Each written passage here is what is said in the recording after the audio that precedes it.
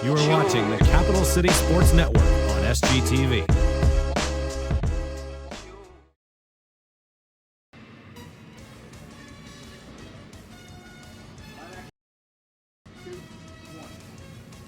It's now February, and that means the playoffs for college hockey are right around the corner. But before the Gamecocks hit the road to vie for conference supremacy, they have 2 more games here at home, and they could be a big help in locking in their spot in the regional tournament later this month. Tonight, it's another D2 opponent for the Gamecocks, and these Eagles don't just fly, they run. Good evening, ladies and gentlemen, and welcome inside the Plex here in Irmo for tonight's presentation of ACHA Hockey. This matchup features the visiting Running Eagles of Life University and your South Carolina Gamecocks. Welcome inside the broadcast booth, everybody. I'm Brett Williams alongside Robert McCachren. Thanks so much for joining us here tonight on the Capital City Sports Network. South Carolina is on a tear right now. The Gamecocks on a 5-game winning streak. They have won 7 of their last 8, several in dramatic fashion. We've been a part of those. Life, on the other hand, comes in 2-8-1 on the season. They're kind of trending the other way with a 4-game losing streak right now. So, Robert, the matchup here tonight, early February, again, late in the regular season, and both of these teams head in different directions. Definitely are. The Gamecocks are on a high right now. If they beat Charlotte in overtime once again, you can just see the players, just how relieved and excited they were about that game. So you just want to hope that they can carry the momentum in and for life. I mean, several teams before have been down. All they got to do is just pick themselves back up. We talked to their coach, and they said they have some solid players coming up that he would put up against anybody. So those guys right there, Gamecocks can't get too complacent and think, oh, 4-game losing streak, don't have the greatest record.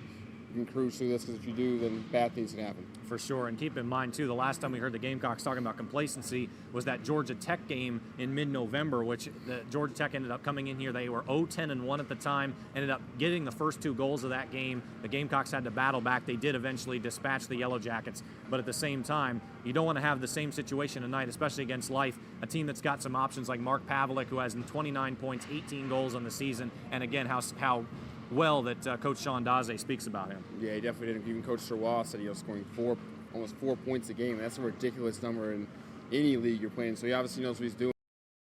Gamecocks, you just gotta hope that you can, contain him, because 4 points. He's going to get his points no matter what you do. So you just gotta make sure you do good. And for the Eagles, that's great for them. You know that you've got a guy. So some of the Eagle players can just sort of rally around him, almost like a Patterson of last year for the Gamecocks. Then this Running Eagles team has to be a little more dangerous than we think they are. South Carolina, as we mentioned, some dramatic finishes as of late. Of course, the 2 big overtime wins against the last D2 opponent they faced, and that's the Charlotte 49ers. We saw it here at the Plex 3 weeks ago with the 6-5 overtime winner from Kyle Ware, and then last week up in Charlotte at the Extreme Ice Center, it was Devin Ergo who put the overtime goal in place.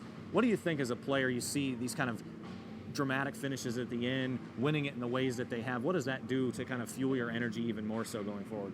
It's great. They were up, and then I was worried that after Miller scored that big goal, that all the momentum was on Charlotte's side and it could be in for a loss. But what's really great about this Gamecock team, and it's no longer just Kyle Ware, it's those other big time names, out there going and getting the goals. You have other players coming. We saw Ergo cleaning up, just these next men coming up. Orrin, which is now in here. Crane has come in and done a good job. Whenever they've had injuries or suspensions or something like that, somebody's always stepped up in that sort of next man role, and that's what's really pushing them now. Is not only they have the top players performing, but they've got your role players also doing the same thing. In terms of the injuries tonight, a couple guys still out. Jeffrey Kostrebski is a healthy scratch alongside Mike Borst and Cole Judd. Duncan Hickman is still hurt. We do have returning to the lineup tonight for the Gamecocks, Parker Sutton, who returns from injury, and Nick Nard-Slicko also coming off the 1-game suspension. He is back in the lineup tonight. When we come back, we're going to have a short break here as we get ready for puck drop, and then it will be off to running.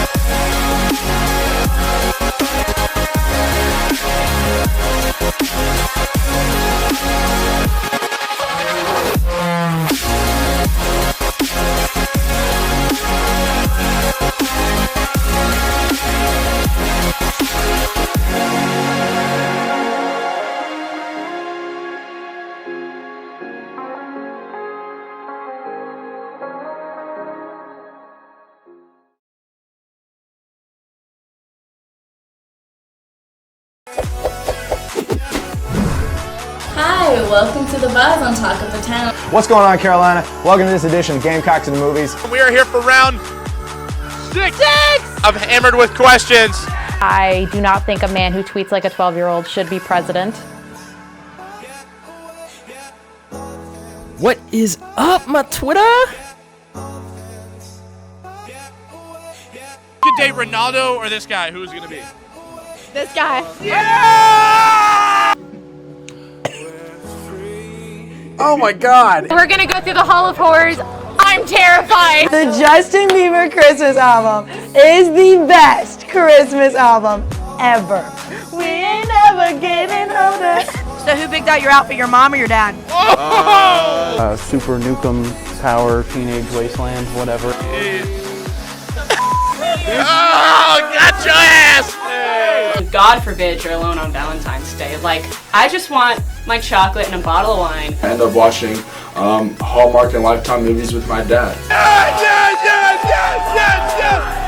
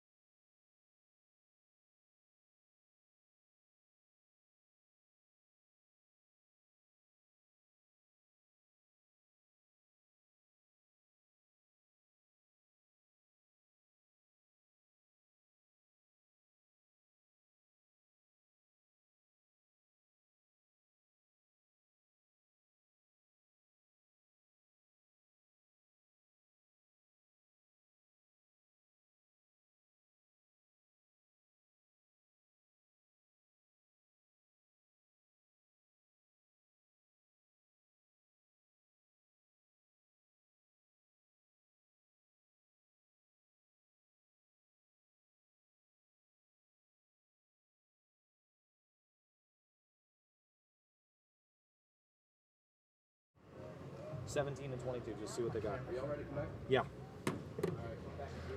Maybe.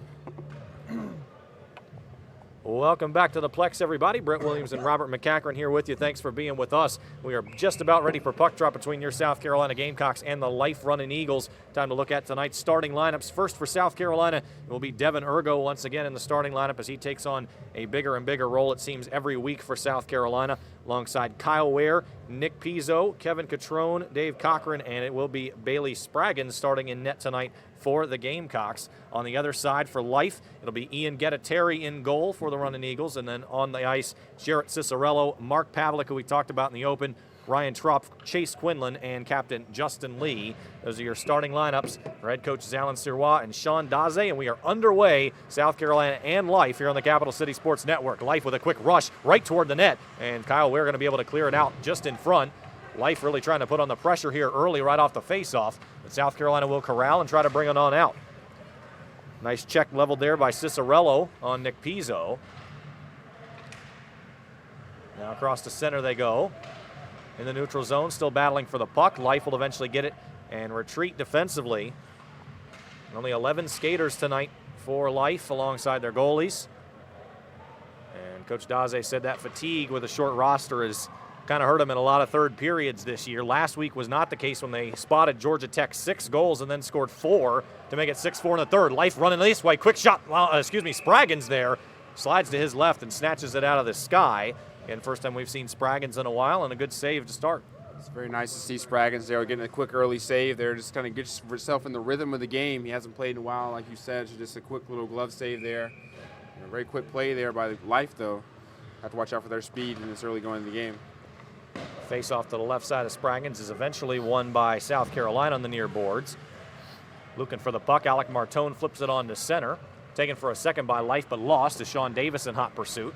Right back to center, Alec Martone, now Brian Soar in the defensive zone. Sending it on up, and icing is called here early. One of the interesting things you have to look for in this game is with Life only having 11 players. We saw how those checks have added up against Charlotte and Wilmington, and just throughout the whole season, South Carolina has laid the boom on several teams. So definitely with Life playing sort of short-handed here with only 11 players, you're going to have to see if that fatigue maybe even goes a little earlier in the second period, the way the South Carolina style of play is. Physical intimidation that will normally get it done, and potentially even more so under the circumstances. Sean Davis has checked the side. Very nice job by Life on the blue line. Applying that hit was Mitch Carpenter. In the corner they go. Continuing to battle for the puck. Both teams have a player on the boards. Fighting for it here. Jacob Tengy trying to corral it for the Gamecocks, and he will. Kept up quick shot from Kyle Ware at the point. Snuck all the way through. Went off to the near corner. Taken here by the Running Eagles, and then they break out. Running Eagles coming out in the black with the green numbers. Your Gamecocks sporting the same new whites that they debuted the last home game against UNC Charlotte 3 weeks back. Life trying to set up the offense for really the first time. They had a couple of breakaway opportunities. Now the Gamecocks going to get it out and have a breakaway opportunity of their own. It's Jacob Tengy and Alec Martone. Tengy hustles forward, passes across to Martone, who fires and scores. And Alec Martone, just like that. Jacob Tengy and Martone, they have a great relationship dating back to last year, and they start it really quickly here, less than 2 minutes in with a goal. Yeah, they've had great chemistry last year and all throughout this year as well. And a nice little easy pass there. He waited to sort of bait the defender, making him think that he was going to shoot it, and then passes to a wide open Gamecock player, and he slots it home for the goal. Very nice way to start off the game. A quick little 1-2 interplay change between the Gamecocks, and they've got themselves a goal. Time at a goal, 1:57. So South Carolina starting off the way they wanted to. Let's see what Life responds here. Lost at center, taking Ian Schneider, sends it on down. Picked up by the Running Eagles in front. Now wrapping behind, bringing it on out and up top. Schneider steals it, sends it back in. Ian Schneider making his second game back from a long injury, nursing a left ankle. Fight for the puck behind the boards, now brought up top. Dumped on down by Dave Cochran and around. Taken here by the Running Eagles. Up top, Blake Drummond sends it on right toward the gut of Ian Gettiteri, and he will hold it there. Yeah, lots of early pressure here by the Gamecocks. One thing we've seen throughout this whole season is they've really put pressure along the boards to sort of cut off those passing lanes for any opposing teams trying to get their offense started along the boards. And once again, we've seen right there, both defensemen there stopping pucks, and Drummond right there, a little shot there, but nice to see the early pressure here by the Gamecocks. One off the faceoff, Bartnikowski had a rebound in front and couldn't get to it, but it is kept in by Blake Drummond. Nice backhanded pass over to Bartnikowski. Flicks it on down the side. Moving on around. Drummond back up top will control. Tried to get it all the way through. He got it to Bartnikowski. Tried to feed it in front. Gamecocks with a nice opportunity with a couple of men in front, but Life eventually gets it out. They try to get all the way to it. Bailey Spraggins going to retreat, and a little backhanded shot. That was a risky move by Spraggins, and Life almost made him pay on the near boards here. Life will control. Sent on down by Kynan Tarnowski. Taken by the Gamecocks here. They have an odd man rush going the other way, 3-on-2. Don Bartnikowski here. He has Tengi in front. Tries to get it across to him. No, very good job by Life's defense there. Tarnowski once again got his stick on it. Up into the neutral zone they come. The running Eagles going 2-on-2, now 1-on-3. Hustling forward with it here. Ryan Tropt, blocked by the pads of Bailey Spraggins. Through pass, couple of bounce passes didn't exactly go where the Gamecocks were hoping. Aaron Beaver will go ahead off the ice now. Life moving forward here. Still do not have numbers. Very quickly along Chase Quinlan. Quinn slows it down on the red line, sends it on toward the crease. And it's taken behind here for a moment by Jarrett Cicerello. Now into the corner, battling a pair of Gamecocks. Cicerello runs into trouble, but he's picked up by a teammate who grabs a puck behind. Checked there by Kyle Ware, didn't quite get all of them. Up to the top now, kept in. A little flick back across the way, quick fire, and up in front, it's stolen for a second, now right back to the top. Puck loose in the air inside the face-off circle to the right of Spraggins. Now back up to the top. Cicerello loses it. McPizzo going after it here. Checking open ice. Devin Ergo lays out Chase Quinlan. Quinlan himself likes to lay the lumber. He has 26 penalty minutes on the season. Nobody else even is in double digits for Life. On across center. Nice forward pass here to Nick Pizzo, who hustles down behind the boards. Up in front, they continue to fight for it here. On behind. In the near corner, battling for it. Quick shot over. The Gamecocks taking it up from behind. Trying to set it up once again here. A little tic-tac-toe toward the front. Life will intercept it, and the running Eagles break out across center. Little pooch pass down the boards. It is eventually taken by Kyle Ware behind and spins out of a couple of defenders. So Ware will hold on and try to break out. Fans on the first pass, then tries to go all the way through. Life was there. Getting a stick on it for the Gamecocks was Jacob Tengi. Now on at center, they continue to fight for it. Tengi flicks it on ahead. Eventually will be run down here by one of the running Eagles there. Across the neutral zone, continuing to battle. Tengi with it. Comes across the blue line. On along here, Alec Martone. Continuing to fight on the dasher, now up to center. Taken here by Kyle Ware.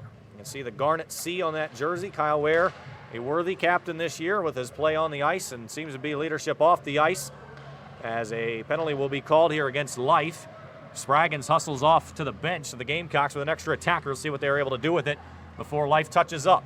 Jacob Tengi drifts in, feeds a teammate, comes up right in front. Couldn't get there. Now poke checking again. The Gamecocks trying to get it home, and it looks like eventually Ian Gattari was able to get on top of it and hold. Yeah, Gattari was sprawling for his life. Several Gamecocks had opportunities. Drummond was trying to elevate the puck over the pad, and good stop there by Gattari. They're just sort of a desperation save. They were able to lay on top of it and stop the puck, or stop play, excuse me. And now the Gamecocks will be going on the first power play of the game after a tripping call there. Is going to see which Gamecock player made the nice move, but got around, and Life's stick got right under his legs there and just went down. Jarrett Cicerello there will head to the box for Life. So the first power play of the game. The Gamecocks going with the man advantage. Let's see what they're able to do with it. Up top, Ian Schneider, quick shot. Check that. That was Dave Cochran, and grabbed by Gattari there. Reports from the sideline. Ben Parsons and Emma Mondo are down there with us tonight, and they're telling us that Life's bench a little bit quiet right off the cuff, not seeming to show a lot of energy. Right now on the ice, South Carolina is winning that energy battle as well. On around the corner they go. Taken here by the Gamecocks, drifting in.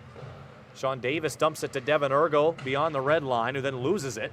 Life going to try to send it out the other way. They will at least clear it to center. 1:35 to go in the power play. 13:26 in the game, in the first period, I should say. 1-0 South Carolina.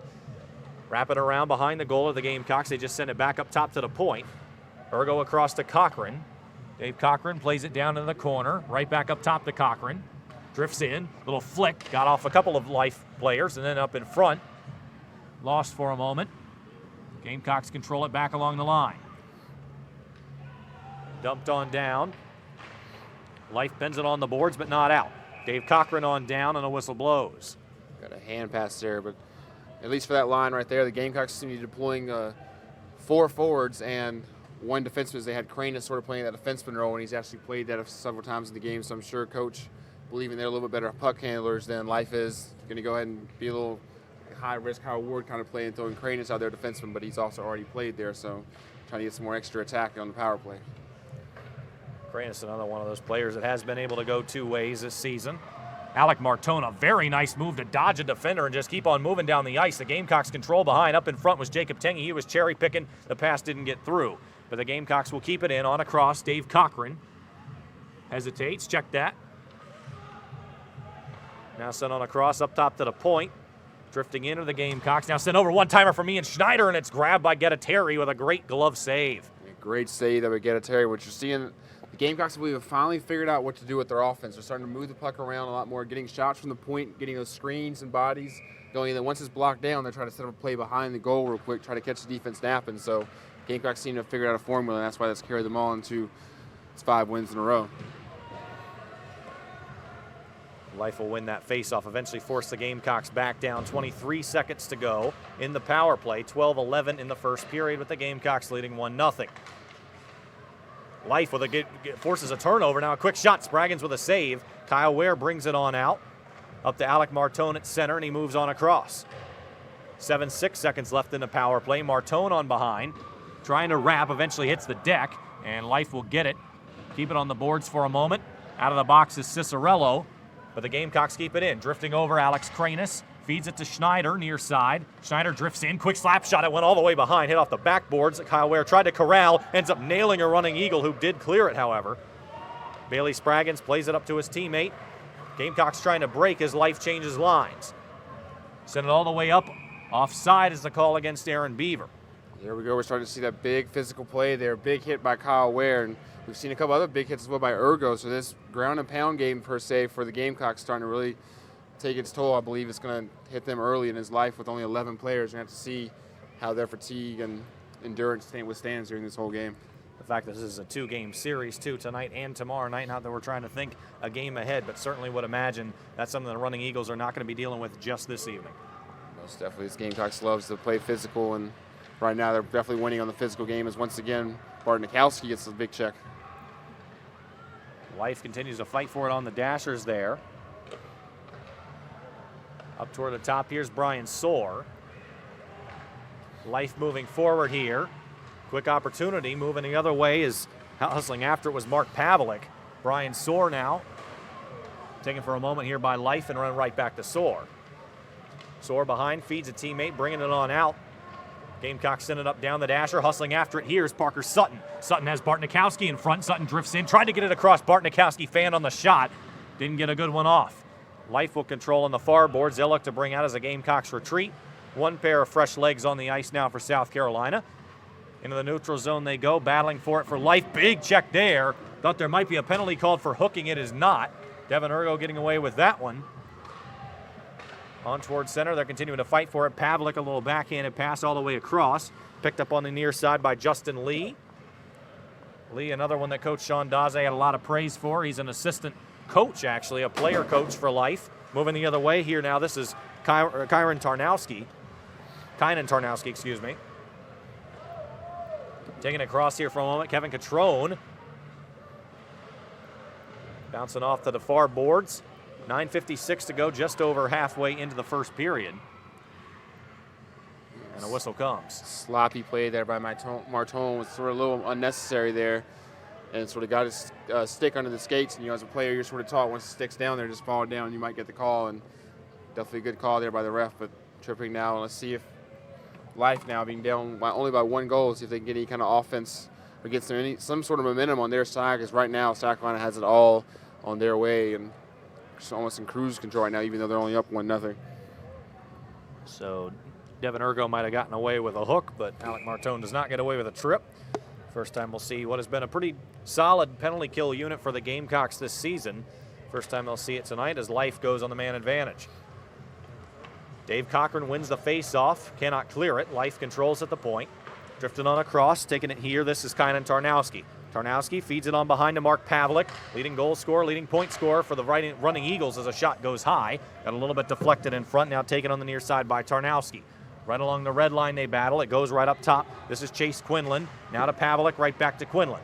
Quinlan all the way across, one-timer. No, he said it was a pass. Decided at the last moment. Now winds and fires. Bailey Spraggins got a piece of his right leg pad on it and sent it off to the right side. Controlled by Quinlan. Life will keep it in and keep the pressure up. Feed inside to Quinlan. Very nice pass there by the running Eagles, but it goes right to the gut of Bailey Spraggins. Nice little 1-2 play there. Got it off to his player, and then Gamecock sort of sucked into the guy with the puck and made a little cut and tried to get it in on Spraggins. Spraggins was big, came out early out of his crease a little bit and was able to swallow up the puck.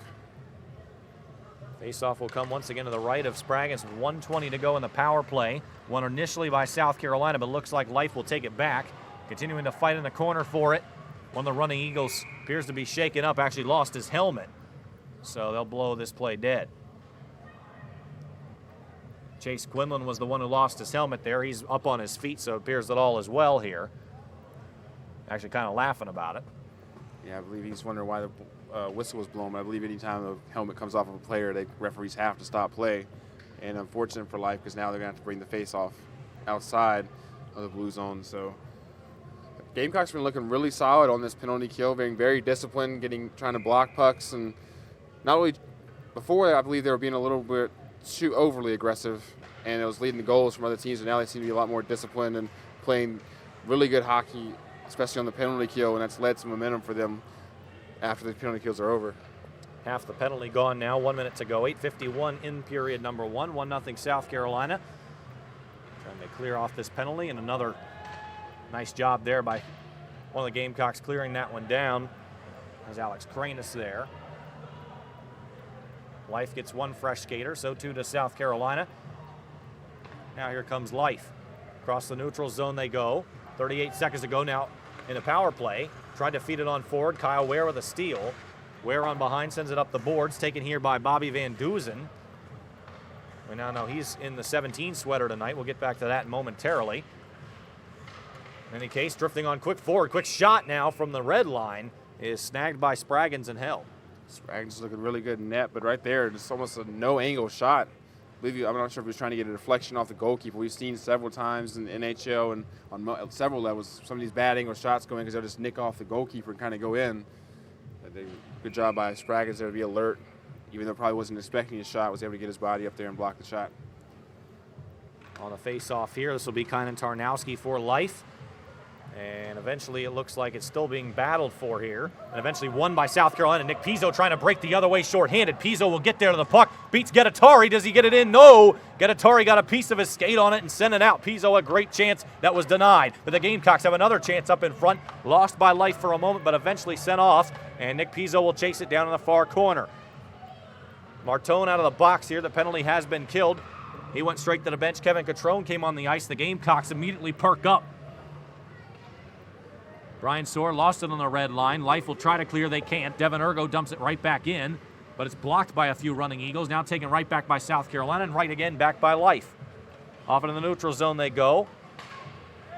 Nick Pizzo will retreat into the defensive zone, and South Carolina will reset. 7:20 to go in period number one. South Carolina up 1-0. Dumped on down here. South Carolina will change line, cede possession. Life looking to bring out. Up onto center, the through pass a little bit too far, so Life will take this opportunity to change lines as well. As we have another whistle, want to explain one thing here tonight. As is kind of typical as we've seen here in 2 years of covering college hockey, sometimes the sweater numbers will change. Bobby Van Duzen and Matt Ornich, two later additions to the squad this year. They are in the 17 and 22 sweaters. We've just found that out. The official score sheet actually didn't have anything, and thanks to Ben Parsons and Emma Mondo for figuring that one out, that Ornich in 22, Duncan Hickman's normal number. Again, Hickman is out hurt tonight. And Bobby Van Duzen, who wore 7 last week in Charlotte, is in 17. James Hatton, the original 17 wearer, is studying abroad in Hong Kong this semester, so he will not be part of the team's stretch run. In any case, they are fighting on the near corner for the puck. South Carolina will win it. Coming forward, Sean Davis, quick wrister, and it was denied in front by a pair of running Eagles. Now into the near post they go, the near boards, I should say. Played in by Blake Drummond and bounced off of a couple of running Eagles, now off the center. Stolen here by Tarnowski. He drifts on forward. Tarnowski runs into trouble, now hesitates, now tries to fire all the way across, and Spraggins didn't let any rebound opportunity come out on the other side. He just reached up and grabbed the puck. Yeah, I believe Life was just saw is that he was kind of down there by himself and trying to put his puck on net, wait for his teammates to get down there, looking for any kind of rebound opportunity. With Spraggins there, was able to swallow the puck up and not allow any opportunity for a scoring chance for the running Eagles. Another face-off to come on his side of the ice to his left. 6:23 to go in the period.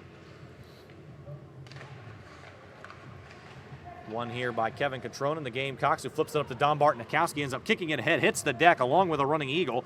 One behind by Parker Sutton, again coming back off of injury tonight.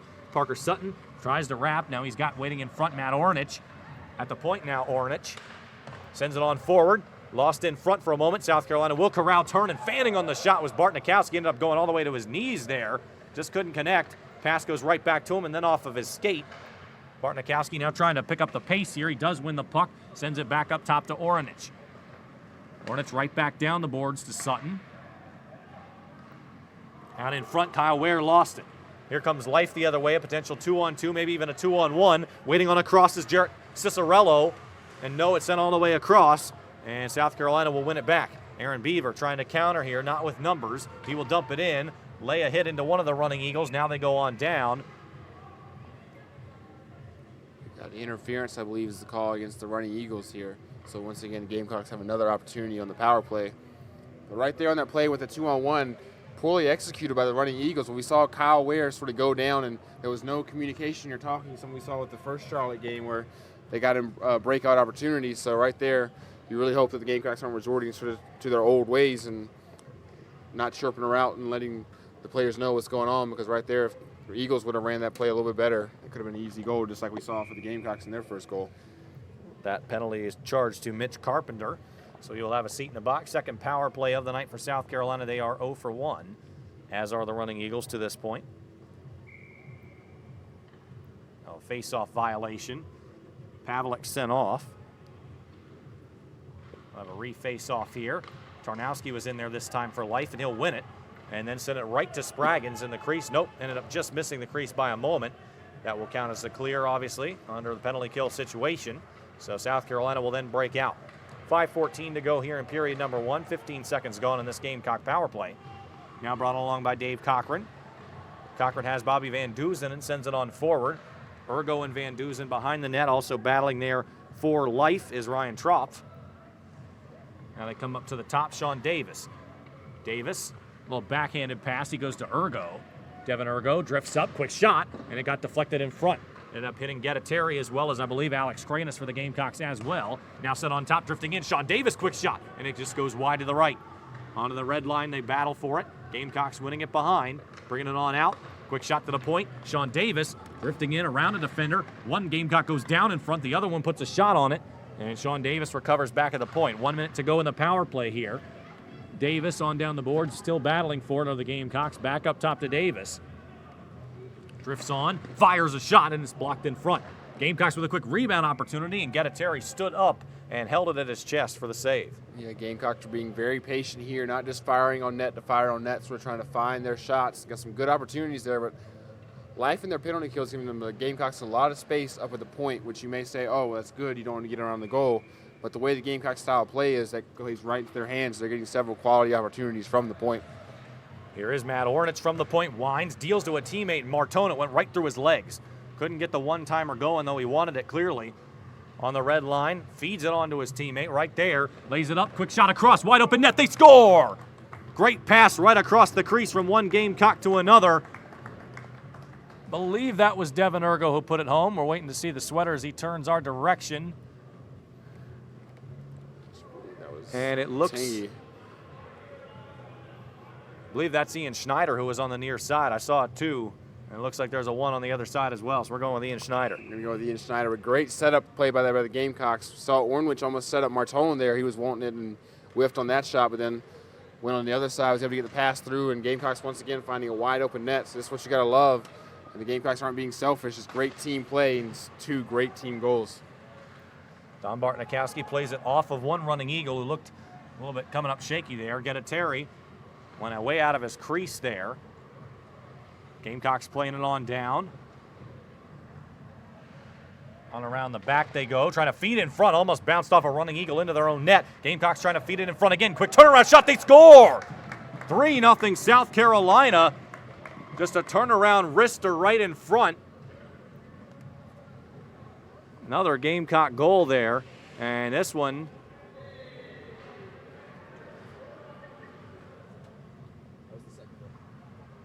that one's going to be Parker Sutton on his return back to the team.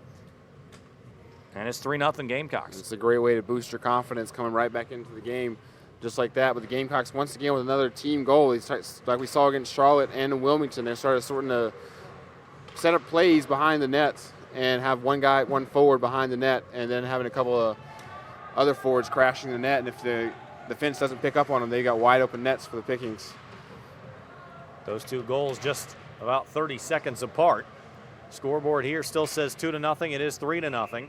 As this one's skied out of play off the backboards. 3:08 to go in the first period. And when the first period expires, come on back with us for our 107.5 The Game first intermission report. And the fans will not take the puck. They'll go ahead and flip it on back. Official assists there comes from Bartnikowski and Beaver. And Sean Davis giving the assist on Schneider's goal.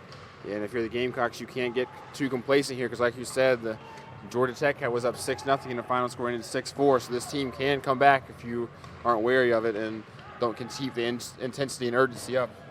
Brian Soar on down, taken on the red line here by Alex Kranis. Waiting in front, or waiting at the point rather, was Soar. Now he's going to feed it in here and bounces off of one of the up defenders here for life. On behind, the running Eagles bring it on out. On across to center. Taken here by the running Eagles. Quick shot. Tarnowski just gave everything he had into that wrister. Almost beat Spraggins with it, but Spraggins just got his blocker on it and sent it aside. Ian Schneider will corral it in his defensive zone. 2:27 to go here in the first period. Plays it on down. Bounces off the stick of Ryan Tropf. On the red line as both teams change lines. Taking it a little bit slower, it appears, both of these squads. Dave Cochran sending on up to Devin Urgo at center. Devin Urgo coming across center for a moment, now taken right back. Life going to send it back the other way here. Wrister was blocked. Blake Drummond got his body on it. Now sent all the way up, here they come. Moving forward here. This is Nick Pizzo. Pizzo drifting on forward, feeds it on behind to Devin Urgo. Urgo on around for a moment. They continue to fight for the puck here. Taking on along, Life will win in the neutral zone. 1:35 to go in the period. Quick shot, Spraggins once again gets his blocker up and knocks it on behind the net. Pizzo stolen for a second chase. Quinlan drifting in. Quinlan has a man in front. Phenomenal job by the stick work of Blake Drummond, poking in that out of Quinlan's stick. He had everything he could possibly want to do with that and couldn't do anything with it because Drummond poked it aside, and now Spraggins will hold. And great stick work there by Drummond, just putting his stick down on the ice. If he hadn't put that down, Life would have had a wide open net and probably could have gotten a goal back there. So great job by your top line defenseman there, putting his stick on the ice and not allowing any opportunity for the running Eagles to get a goal or at least a shot on goal. Certainly would be unfair to say that Drummond hasn't had any kind of impact on this team this season, but you almost feel like another kind of an unsung hero on this team, stepping up, another one that we've seen here in recent games. Most definitely there. Drummond's one of those guys, he's a really good player. You just don't hear his name too much as Kyle Ware kind of gets all the credit taken if you're a defenseman or as far as just any players, so much as the way Ware plays. Jacob Tengy now in front trying to wrap. He had an open net on the other side but couldn't get it around in time. Waiting at the point is Matt Ornich. He wants the puck. He has the puck. Drifts to his right, feeds Tengy, who swifts in quickly. Fires a shot and Terry will hold up top. Blake Drummond, we saw him in the preseason for a while, and it appeared that he may even have certainly has the speed of a forward, and certainly he might even end up in that position, but has taken the two defense this year, and so far it's worked out extremely well for him. Yeah, he's played really well both ways. He hasn't really got that many goals, but he's certainly got some several good passing opportunities that led to Gamecock attacking spot, and he got several good shots from the point, and they were either blocked away or sort of his teammates got him stuck on rebounds as well. 40 seconds to go here in period number 1. 3-0 South Carolina here. And whipped around here for a moment by Quinlan. Looks to come forward, plays it down the dasher. It's picked up by Jarrett Cicerello and now sent across the blue line. Mark Pavlik here. Now quick shot Quinlan, and once again turned aside with a kicking save by Bailey Spraggins. On behind they go, battling across for it now is Quinlan. On to center, they continue to battle for it here. Looks like high sticking is going to be called as Life will touch up. Yeah, puck hit. If the defenseman for the Life Running Eagles had not gotten his stick up, I believe Gamecock would have been off to the races there. I couldn't really tell which Gamecock player it was, but he definitely had the couple of steps on him and could have gone in for a one-on-one with the goalkeeper had this Life player not got the high sticking call. Puck goes back into the Gamecocks defensive zone, and that is going to do it for our first period of play. South Carolina taking a commanding lead in this game that they will look to extend in period number 2 and moving forward. It is 3-0. South Carolina over the Life Running Eagles. And both teams taking their time here. They're going to let Life get off the ice. Coach Serrois holding his guys back and telling Life to just go ahead and skate off. We haven't seen something like that since, I guess, the Wilmington game. We also have seen that in previous testy matchups with Coastal Carolina, Florida. But it's interesting. I wonder if there was some things being said on the ice and Serrois just knew something was going on, because from our up here, I didn't really see anything happen or any kind of sort of scrappy play. So interesting to see that Serrois actually made the call himself. But great job here by the Gamecocks being up 3-1 in the first period. And Promesso dominating almost the entire facet of the game. going to see if we get an interview here at the end of the period. Looks like we're going to. Coach Serrois coming on back to speak with our own Ben Parsons, so we'll get his thoughts on the first period here in just a moment as the Gamecocks now finishing up skating off the ice. Before we hit the break, we'll get Serrois' comments on what we've seen so far in period number 1. Ben Parsons down with head coach Alan Serrois of the Gamecocks. Take it away, Ben. Ready to go, ready to go. Come on, 3, 2, 1, go. So, Coach, how did you like that first period? I think we played well. We put pressure on them. They obviously are really short-handed, so that's definitely our game plan today is just put pressure on them and just wear them down. Yeah, I mean, they started out fast out of the gate. Like, some of their players are pretty quick, and then towards the end of the period, they slowed down. Yeah, I believe they got actually a very good squad. I think if they had more bodies, they'd be a lot tougher. Yeah. But I mean, playing 10 guys, that's tough. I mean, on anybody. So, like I said, our plan is to wear them down. Yeah. So, how do you like the offensive production so far? Very good, very good. We've been putting shots on net. We just need more traffic. I think if we get more traffic, because that goalie seems to be very, very good also. Put more traffic in front, I think we'll get even more. Awesome. Well, thank you, Coach. Good luck. Thank you. Yep. Ben, and that will do it for the first period here. When we come back, we'll have your 107.5 The Game Intermission Report, tell you what we've seen in the first period, what we think we might see in period. What's up, everybody? Welcome to Gamecocks at the Movies. Hi, welcome to Gossip on Talk of the Town. Round 4, Hammered with Questions, Christmas edition. How the hell does this work? I don't know where I kind of lost my train of thought with this one. This is my first sip of alcohol. Who is your favorite person besides SpongeBob? Who's your favorite person in the world? I think it would be ASAP first. Whoa! I feel like a Tinder story really never goes well. The fountain is not on, but it's about to turn up here in 5 points. Eating on campus is glorious. Love it and don't you? Listen. Super Nukem Power, Teenage Wasteland, whatever. What the? No! So I turned to my chair, and right when I looked at my leg, I farted. Oh, got your ass! You guys just got pumped. Yeah!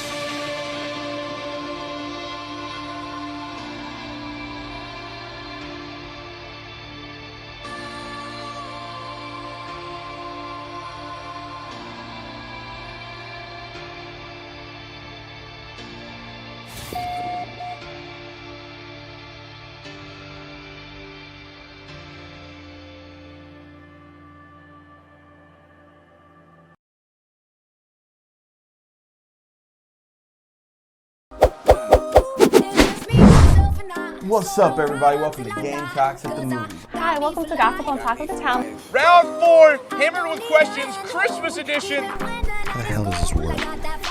I don't know where I kind of lost my train of thought with this one. This is my first sip of alcohol. Who is your favorite person besides SpongeBob? Who's your favorite person in the world? I think it would be ASAP Ferg. Whoa! I feel like a Tinder story really never goes well. The fountain is not on, but it's about to turn up here in 5 points. Eating on campus is glorious. Love it and thank you. Listen.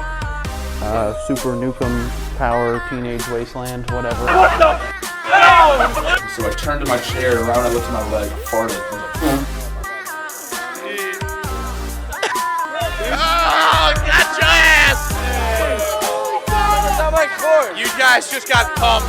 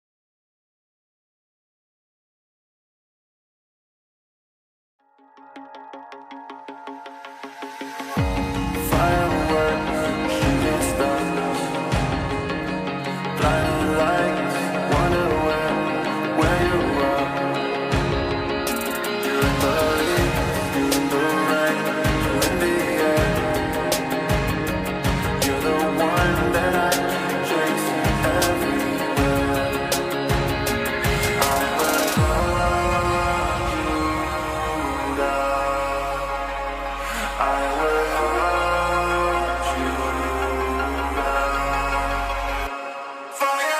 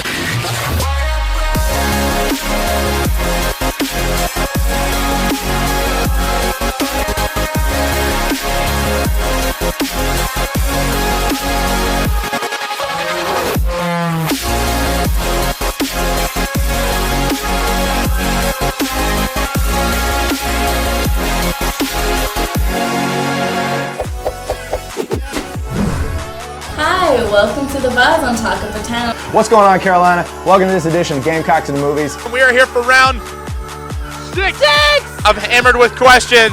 I do not think a man who tweets like a 12-year-old should be president.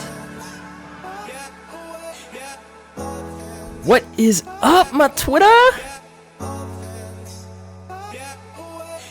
could date Ronaldo or this guy. Who's going to be? This guy. Yeah!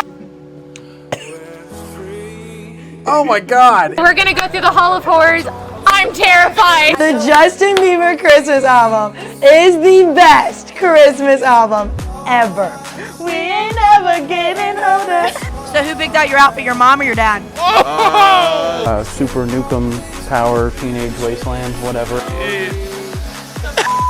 Oh, got your ass! God forbid you're alone on Valentine's Day. Like, I just want my chocolate and a bottle of wine. I end up watching Hallmark and Lifetime movies with my dad.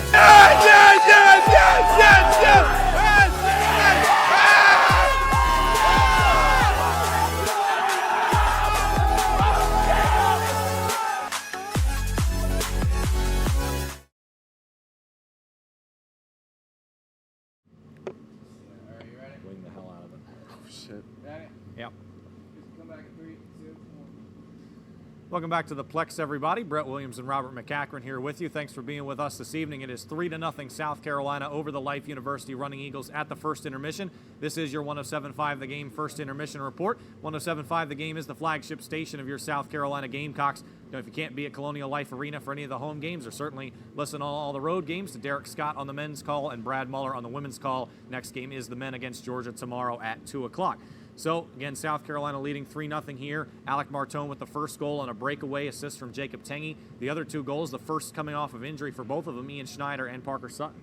Yeah, Gamecocks playing great right now. Just not really a lot of selfish play, just team play. We saw Tengy probably definitely could have gotten that shot with the skill he has, and he went out there and just passed to Martone, a quick little tap in, and then Gamecock just kept playing the way they did, moving around from point to point, and then back behind the goal, and just kind of moving around a little circle there, and then finding the open opportunities, and Gamecocks just right now just in full control of this game. Bailey Spraggins has done a nice job too, his first start in some time, and there were a couple opportunities where some of the big power players for Life, like Chase Quinlan, Mark Pavlik, have been very good underneath, had some open opportunities, and Spraggins denied them. Yeah, he's looked really good out here, very solid. For a first game, that's great. Just got out there playing. He got some good pad saves, quick on his feet, so great job by him, because he's kind of been because his offense has been playing so well, he's kind of been pushed to the side as far as he talked about, but he's been out there playing solid goal, and he's got the shutout going for him right now. Just getting ready to drop the puck in the second period, so we're going to head on over that direction. Should be an interesting way to see how this game develops in terms of the fatigue. We've talked about that before with Life.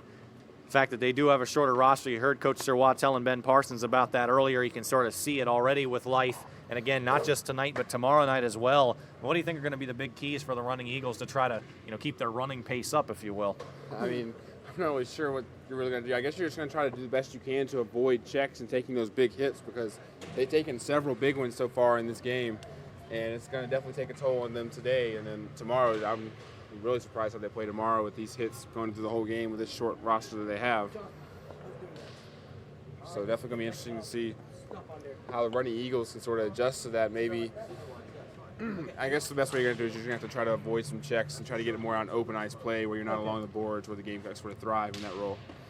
Interesting to see here several of the Running Eagles having a conversation with the referees before they got ready for puck drop there. Again, we saw Life skate out toward the locker room without the Gamecocks going across at the same time, which usually is an indication of some testy play out there. We haven't really seen that tonight, but we're unsure if perhaps there's being a few more things said than perhaps we're hearing up here. We'll see what Ben and Emma might have to say about that. We are back here in the second period. 3-0 again South Carolina as we get ready to go with the second 20 minutes of play here from the Plex.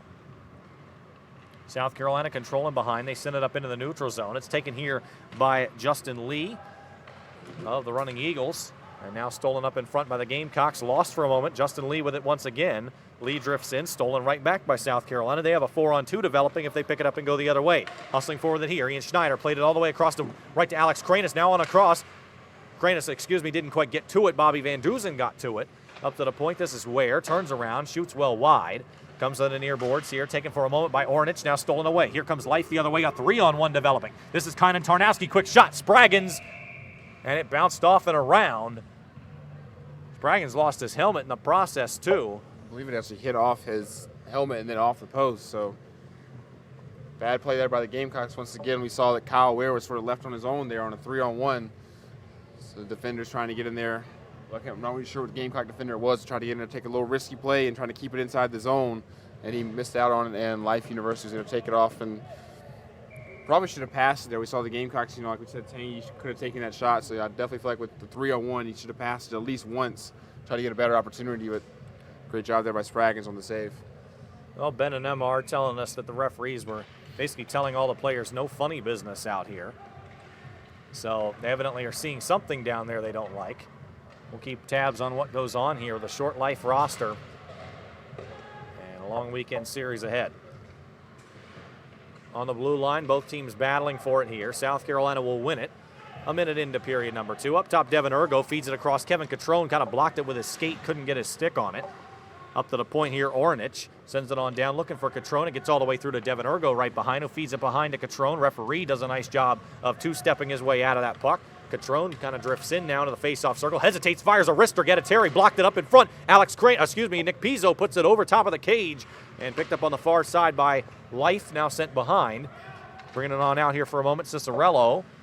They jam him into the near corner. Nice check there by Kevin Catrone. On up top, kept in for a moment, Nick Nardslicko. Haven't heard his name much tonight. Nardslicko drifts forward. Another one of those guys has a defenseman. You don't hear his name as much, but still contributes quite a bit. Moving forward here for Life now with it. Offensively, the running Eagles sent it on across. Had a good open net opportunity on the other side. The Gamecock defenders kept the puck from getting all the way there. Life cannot keep it in. They will have to retreat out to the neutral zone. 2 minutes gone here in the period. So 3-0 Gamecocks. Sent on across now. Lost by Tangy. Picked up by Life and sent the other way. Hustling after it now is Ryan Trop, but icing will be called before he can get there. Yeah, Life trying to put a little bit of offense together, try to keep some puck possession, but so far the Gamecock skaters just been harassing any puck handler. Whoever has the puck, there's usually one, sometimes even two Gamecocks there, and it's really hard for Life to sort of get their attack going with all this pressure putting on the Gamecocks. It's one on icing here, and now a face-off in their own offensive zone. Tangy trying to fight for this face-off. It is won by South Carolina. Alec Martone all the way across. Pass didn't go the way he wanted it to, and Life's going to try to capitalize instead. The running Eagles fall over, and Ryan Trop tried to control, lost it. And so South Carolina gets it back, tries to break out, and tries to catch Life changing. Good steal there by Mitch Carpenter as he sends it the other way for the running Eagles. Now Nick Pizzo chasing it down here. Will win it, send it up toward the blue line. Picked up by Sutton, kind of lays it on behind. Now it goes right back down to Cochran. Dave Cochran up the dasher. Alec Martone sends it all the way back around the other way. The Gamecocks going back and forth, not really making any progress up the ice. Now they will. Nice pass towards center, may have numbers.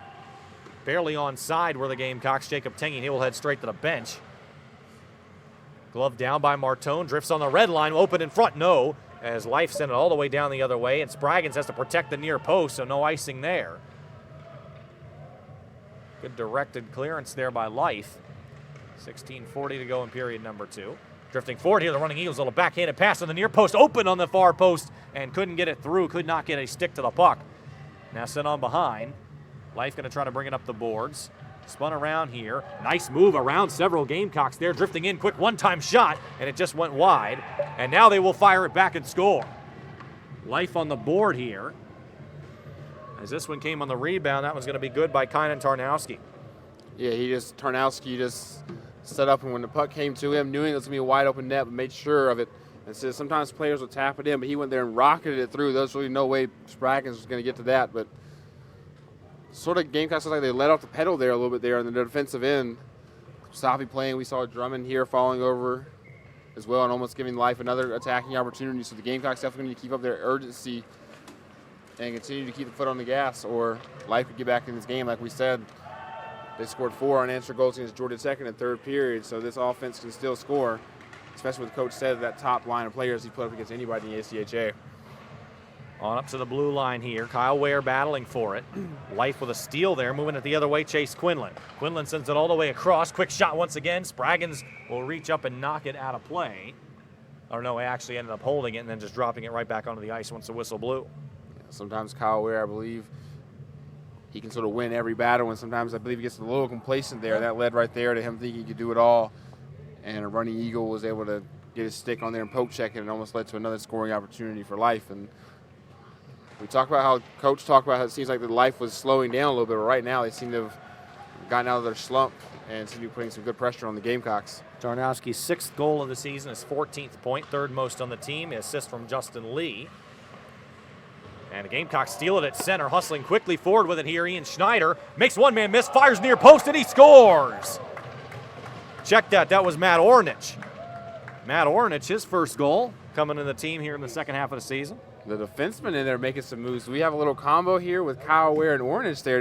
Definitely just deked this goalkeeper out of his skates, and there's really nothing that Guattari could do right there. And a great play, and the Gamecocks have regained their 3-goal lead. Good response by them, and good for Ornich, another defenseman, to sort of get a goal on the board. Time of that goal coming at 4:25. Less than a minute after Life's goal, so South Carolina resumes its 3-goal lead. 4-1 here, South Carolina. Hustling forward here. This is Ian Schneider. Tried to put it to center. Had nobody there but a couple of black sweaters, and it's stolen away by Tarnowski. Moving it the other way here for South Carolina. For Life. Now dumped on back. Taking it behind. This is Brian Soar. Lost in front. Now quick pass, centering pass. Open right there. Let's see what Life's able to do with it. Trying to poke check. No. And South Carolina will break it out the other way. Hustling forward with it here. This is Ian Schneider. Pressure provided there by Kirsten. Quick shot from Alex Kranis. Just went wide to the right of the cage. Bobby Van Duzen battles for it here. Now sent on along back down. Picked up at center by Tropt. Clears it across the blue line. Denard Slicko sends it right back to Life. Played on forward here for a moment. Goes right to Spraggins. We'll have to hold on top of it as we stop play with 14:35 to go in the second. Yeah, a couple of big opportunities for both teams. First by Life, had Spraggins laying all over the ground trying to stop the puck. Gamecocks were eventually able to get it out, and then on the other end, Kranis there with a wide open net and just missed just wide. So both times here, both teams sort of got some good shooting and scoring opportunities, so maybe this game's about to pick up. And another quick face-off, quick wrister off the face-off there. And we're hearing from the sideline that apparently the bench very, very excited when Ornich put that one home. Again, a guy that they've just had join them after he played previously with South Carolina hockey a few years ago. Eventually couldn't do it due to academic conflicts, was taking care of his business in the classroom, which is always great to hear, and decided to join the team for his last semester on campus, making an impact. It's big time there by the Gamecocks. They're already on this streak they got going on, and you just bring in another big-time player like Ornwich, a defenseman. What you got to love, too, is you saw that speed he had as well, which I believe that's one of the things that helped him in that second Charlotte game, was his speed was a little better than some of those other defensemen out there, and he was able to catch up with some of those plays. So a defenseman with speed and some handles looking really good here for the Gamecocks to pick up in Ornwich. Face-off one eventually by Life, trying to go the other way quickly with it. This is Mark Pavlik. Pavlik, quick shot, no, on far post, no, as it just missed wide. He had the opportunity, might have had Spraggins beat, but couldn't convert. South Carolina trying to play it up the center. Cherry picking over at the blue line was Kevin Catrone onside. He was waiting for the puck. Gamecocks never got it. Now Catrone will have it on the boards. Beats his man. Sends it all the way down. Picked up on the far side. Cicerello. Now up to the point, Blake Drummond. Feeds it on over, off the dasher to his teammate. Tried to get a little one-timer off the wall. Dave Cochran lost it as it went up in the air. Life sends it all the way across. Now this is Pavlik. Hustling down the face-off circle, fires it across. Spraggins went near post to far post. Life didn't have a great chance on the return. South Carolina, nice through pass coming up. Kevin Catrone trying to go razzle-dazzle around his defender, couldn't get there. Eventually, Guattari popped it out down the red line. One here by Catrone, sends it up top, Parker Sutton. And he will just try to drive to the crease as it is swallowed up by Guattari. And down on the other end of the ice, great play by Ergo. The reason Life didn't really have a shooting opportunities is Ergo was able to track back and hustle back and stop the Life player from getting his stick on the ground. He sort of just lifted his stick up and then checked him into the boards, or put another scoring opportunity for Life. And then on the other end, Catrone tried to get a little too fancy there and couldn't get it all the way through to get a goalkeeper. Hustling forward with it here, Justin Lee, quick shot, a little rebound opportunity for Life, and they had another one on the far side. Coming on down with it here, South Carolina, Bart Nikowski on the near boards. They continue to fight for the puck. Eventually won and sent to center, picked up here for a moment by Mitch Carpenter. Lays it on down. Don Bartnikowski tried to lay him out, didn't quite get a good check on him. Carpenter instead hit Sutton pretty hard. Now on the blue line, the Gamecocks with a hard return. Bartnikowski lost his stick. You can see the physical play kind of extending here into both teams and really getting going. Gamecocks playing it on down the boards, ran into some traffic. Aaron Beaver, a little bit of a headhunt right now. Kind of pushes off a running Eagle, and a penalty looks like it's going to be called here. Let's see what happens. Yeah, but if I'm Life with the short bench you have, I do not want to get in sort of the hitting back and forth, because if you get these Gamecock players fired up, guys like Catrone, Ware, and Beaver are going to go out there headhunting, and eventually those hits are going to start adding up, and not only are they just regular hits now, but they're a little bit more of a revenge hits, and those are definitely the ones that are going to hurt a little worse. Face-off coming to the left side here of Gettiteri. Definitely the physical play picking up here, and be interesting to see how Life is able to respond, because we know the Gamecocks can do this all game. Life going to try to break out here. Send it on down to center. Gamecocks corral, now play it on up. Jacob Tengy here at center ice. 12-17 to go in the second period. 4-1 Gamecocks. Sean Davis on the move. Davis on the red line, backhanded pass. Martone, no. Tengy's in front, fires it to Martone, who had the wide open net and hit the post instead. Martone perhaps didn't quite realize how close he was to the net and ended up missing as he turned around and had a wide open net and couldn't hit it. Yeah, I don't think he realized he had that much time and was sort of fired it too quickly, and if he had a little bit more time, or realized he had a little more time to set up, that would have been a wide open goal there for the Gamecocks. There was no way that Gettiteri could have gotten any kind of part of his body or anything on that puck. So a missed opportunity once again for the Gamecocks. They've had several opportunities, and this game could be possibly 6 or 7-1. Some wide open nets that they missed. We saw Cranus miss one earlier as well. Face-off will come to the left side of Spraggins here. Playing it on around. This is McCachren. Sends it back up onto the boards. Quick shot here by Life. Rebound opportunity turned aside by a number of Gamecocks. The running Eagles will just not be able to keep it in. Thought they would for a second. Here comes South Carolina. Odd man rush. Drifting forward. Quick shot. Rebound opportunity. Schneider couldn't get there before a running Eagle got his stick on it, and it was cleared back down. Blake Drummond hustling across the red line. He will get there, and it will be icing called against Life. Gamecocks making several good opportunities here recently, but I think one of the things the Gamecocks have done, they've sort of weathered the storm. I remember with rugby and several times before, my coach would talk about how, you know, when a team's down big like that, they sort of come out for the first 5 and 10 minutes and give you all they've got, and then it sort of starts slowing down. So like our coach said, if you can just weather the storm and get through it, then you'll be all right. And I'm sure that's what Sir Watt told them too. So I believe they sort of weathered this storm now and sort of kind of get back into this game, and Life's slowing down just a little bit. Gamecocks here trying to drift in from the point. Ornich feeds it on behind to Schneider. Schneider's got Drummond on the other side. Schneider instead takes the wrister. Open in front. Cranus will have to retreat, get it on the red line, then bring it back out. Swoops around right toward the net. Cranus trying to weave through everybody. Still got Schneider, and Schneider will take it on the red line. Now brings it back up top. Schneider a quick shot. Gettiteri once again reaches up. Now a hard hit there. Going down to the crease. Potentially a little push and shove, and the referees will try to get in as Alex Cranus went down, was pushed by Cicerello. And then some extracurricular activity ensued.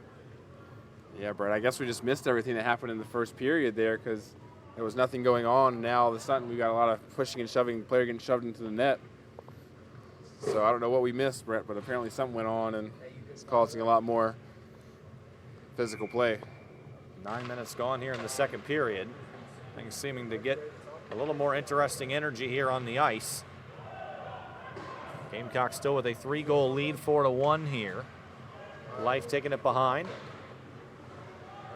On the blue line, dropping it down.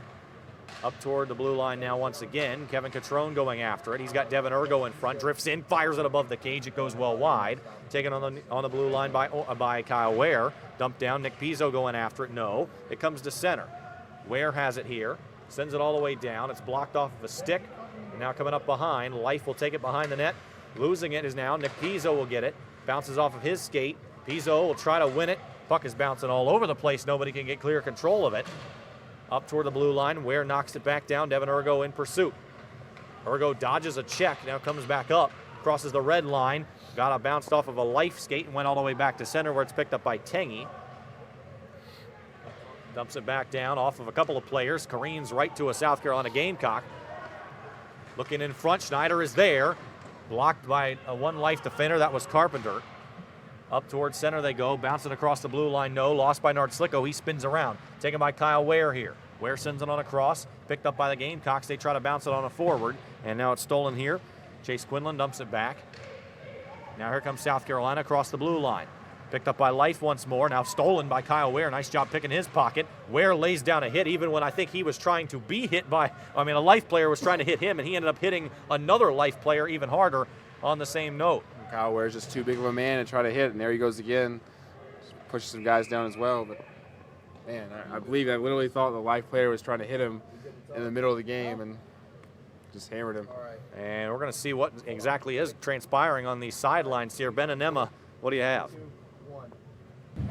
Thanks, Brett. On the ice right now, the Gamecocks are feeling it a little bit. They're obviously loving the way they're loving the way they're playing right now. And for the running Eagles, they haven't been enjoying it as much because they've been getting agitated. They're working hard, but nothing's going their way. And you can see it because on the ice you're seeing that increase in animosity and big hits just happening all over the ice.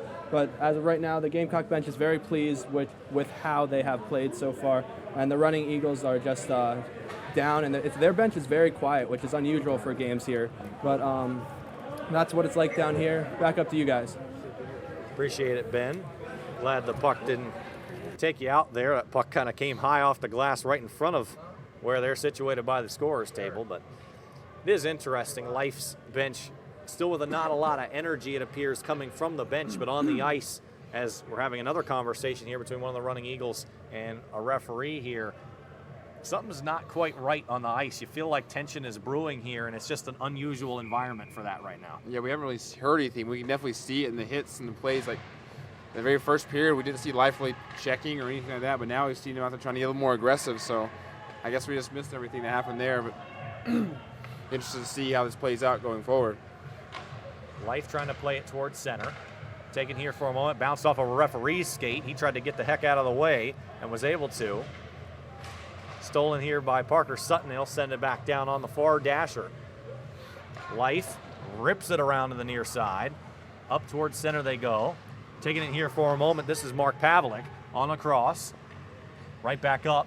Kicked off of one running Eagle, now came back up toward the blue line. South Carolina wins it, goes the other way with numbers. Moving here with it here. Parker Sutton drifts in, quick shot, wrister, he scores! Parker Sutton just beats Ian Gettiteri short side. He has 2 goals on the night, and the Gamecocks lead 5-1. I'm unsure what Gettiteri was doing right there. He was just standing there, and I believe Sutton was looking at the goal saying, well, you're going to give me this shot, and he just took it right there. I believe it nicked right off the post, but I was really surprised that Gettiteri didn't get a little lower or try to stop him. He's going over himself in his head right now. I believe he's so surprised he gave that much space there on that far side, and Sutton was able to take advantage of it, and another goal by the Gamecocks. Again, Gettiteri not the normal goalie for the Life Running Eagles. That is Joseph Roberts, who gets the night off. Gamecocks trying to break out quickly the other way. Sean Davis sending up in front, and Gettiteri will slide to, no, that one gets in. It's another goal for South Carolina. I thought Gettiteri was trapping it between his legs, but it ended up just creeping through, and the puck crossed the red line there. It's 6-1. Yeah, it just snuck through 5-hole there. I believe he thought he had it, and I think that last second twist sort of pushed it in off his pad. I believe the coach, I just saw him talking to the goaltender, Roberts. I believe we're going to have a goalie change. Actually, yeah, I think they just called a timeout, so we need a goalie change here because Gettiteri just doesn't look comfortable in net there, and twice now he's giving up really bad goals. Again, Gettiteri, and Coach Sean Daze was telling us before the game that Gettiteri has had some time in different games, but Joseph Roberts really their go-to, and he's one of the guys that doesn't like to share the ice time. He really loves being on a short roster. He loves going out there every night, being the goalie for this team, being their rock in net. And so giving him the night off, and apparently night not fully off as he comes in just about halfway into the game, 2 minutes over that. 8 minutes to go here in the second period. It is Roberts for now, another huge check leveled by Alec Martone. Who else? If it's not Kyle Ware, it's Alec Martone who's laying the lumber down as Life brings it up, crosses the blue line. Quick shot, doing a wrister here. Life looking in front, can't get it there. The Gamecocks going to try to break out the other way. They have a 2-on nobody.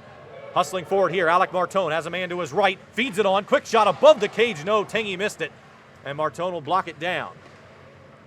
Martone drifting in front, little backhanded shot, Davis was waiting in front, stolen the other way, and here comes Life. Ryan Tropp with it forward.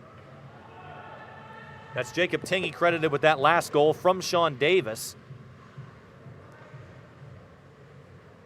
And Don Bartnikowski with his second assist of the night on the Sutton goal that happened just a couple of seconds before that.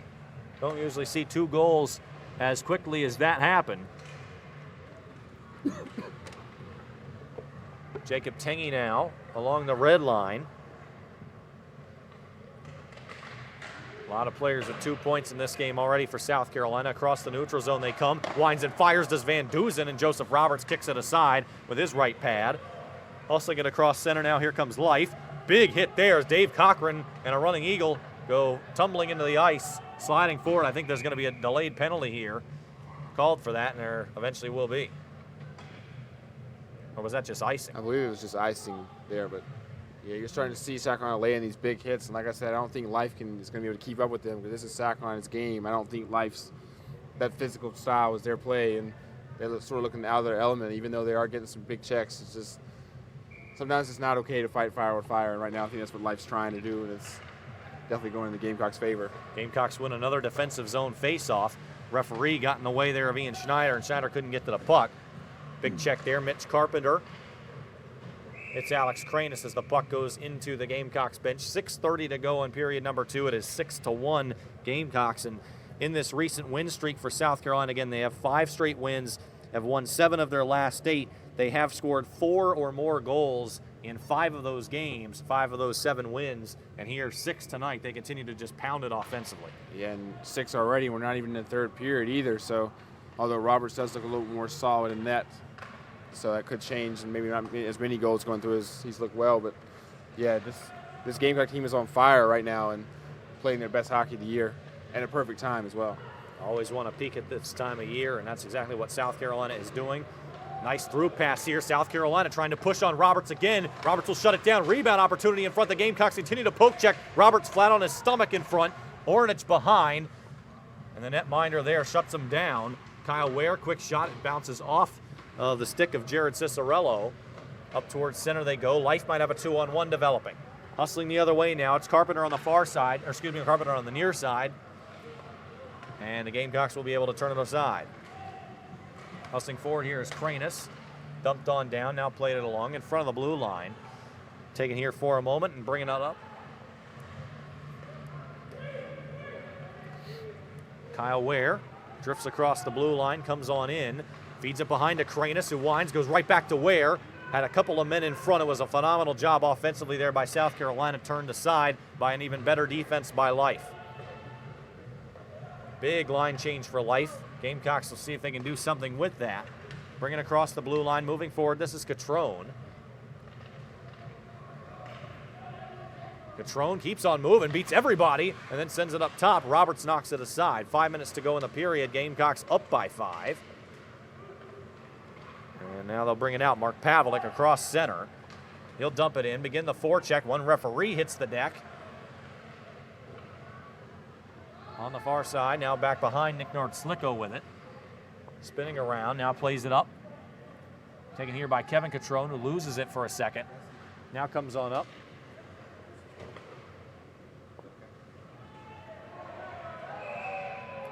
Another whistle. And that'll be interference. Yeah, Roberts seems to be a lot better in goal. He's just shut down several opportunities, and it seems like it's also gotten the Life team a little more energized. They seem to be getting a little more scoring opportunities and moving forward to get some opportunities here. Now they're on the power play, which should be big for them if they're trying to get back in this game. So Nick Nord-Slicko heads off to the box. Only the second penalty committed tonight by South Carolina, just 2 on each team. And we're going to send it down to the sideline. Emma Mondo has a few thoughts for us on what we're seeing intensity-wise on the ice. Thanks, Brett. I'm here with the lovely Emma Mondo, who is our newest Inside the Glass reporter. And Emma, how do you like the way the Gamecocks have looked so far? Ben, the Gamecocks have been looking really, really well tonight. Ever since those last 2 back-to-back points, Gamecocks bench has been super, super loud. They're on their feet. They're excited. They're ready to go. Life's been a little quiet, however. Let's see how the rest of the game plays out. Yeah, I agree. Life's been really quiet, but that's great insight right there. And back up to you guys. Thank you, Ben and Emma. Appreciate your work down there. We'll get back to you here before too long. Coming up now at the blue line, taken here as the power play continues here. Kylan Tarnowski dumps it in. 3:59 to go in the second period. On along the red line, now sent back up towards center. Sent on across by Tarnowski. Dumped in here for a moment. Life had another near a far post opportunity, an open net there, and couldn't get it through. South Carolina's defense forcing him into the boards. 1:12 left in the power play for Life. They are 0 for 1 on the power play tonight. 3:37 to go here in the second period. And a one-timer quickly ripped there. Spraggins just got his, looks like his almost armpit on there and kind of ripped the puck out. Kept it out of the net. And sent on across. Life continues to run the offense here from the point. Another quick wrister is blocked in front. Great job by South Carolina in front. They might have an opportunity to break out the other way. That was Blake Drummond again on defense, turning it into offense. Phenomenal job by Drummond stopping. That one had to hurt. Life across the blue line. Fed on down. Tarnowski, quick shot from the red line, is tipped up and out of play. Yeah, it's an interesting tidbit real quick. During that power play or penalty kill there by South Carolina, Parker Sutton, number 12 for the Gamecocks, was, I'm not sure if it was his ankle or what, but I saw the trainers over there checking him out. Not really sure what's going on right now, but I definitely see he's sitting next to the coach behind the bench, and they're checking him out to see what's going on. So at some point, hopefully we can get you an update on that. That we will. Further discussions between Life and the referees here. Coach Sean Daze gesturing toward the referee as well. Continues to be some miscommunication going on down there evidently. 2:57 to go here in the second period. Your 107.5 The Game's second intermission report will come to you after that. We'll also have a sideline feature interview. Up from the blue line. Taken here for a moment by Pavlik. Hesitates, sends it on down to the blue line. Taken up here on a cross. No good on the red line. 13 seconds left in the power play. Quick shot from the point, and it's a goal. And from the point, this one will come off the stick of Justin Lee, another captain defenseman who scores goals. This time, not Kyle Ware, it's for Life. Justin Lee makes it 6-2. Yeah, right there.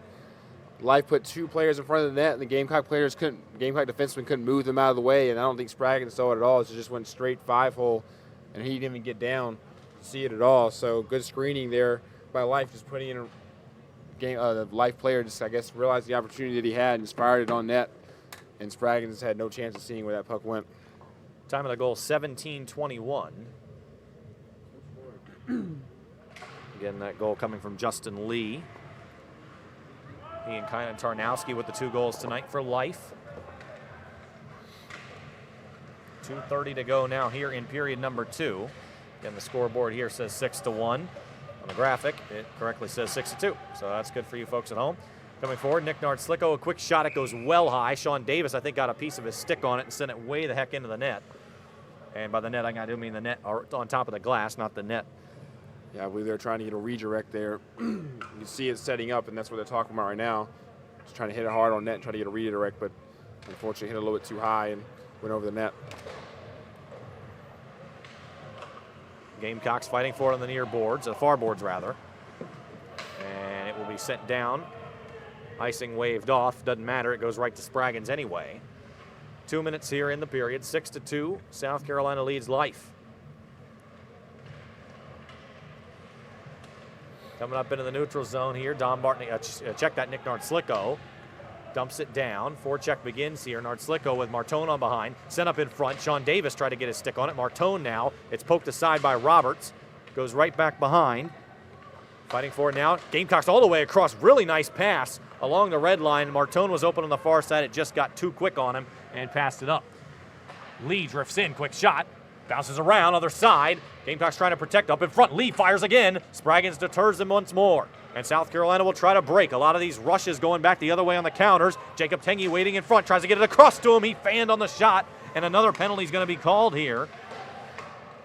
Touched up by Life as Spraggins was hustling off, so the Gamecocks will get their third power play of the night. Each team is 1 for 2 with the man advantage. Yeah, a bunch of breakaways happening here for both teams here. I believe the defenseman sometimes he's a little bit too aggressive.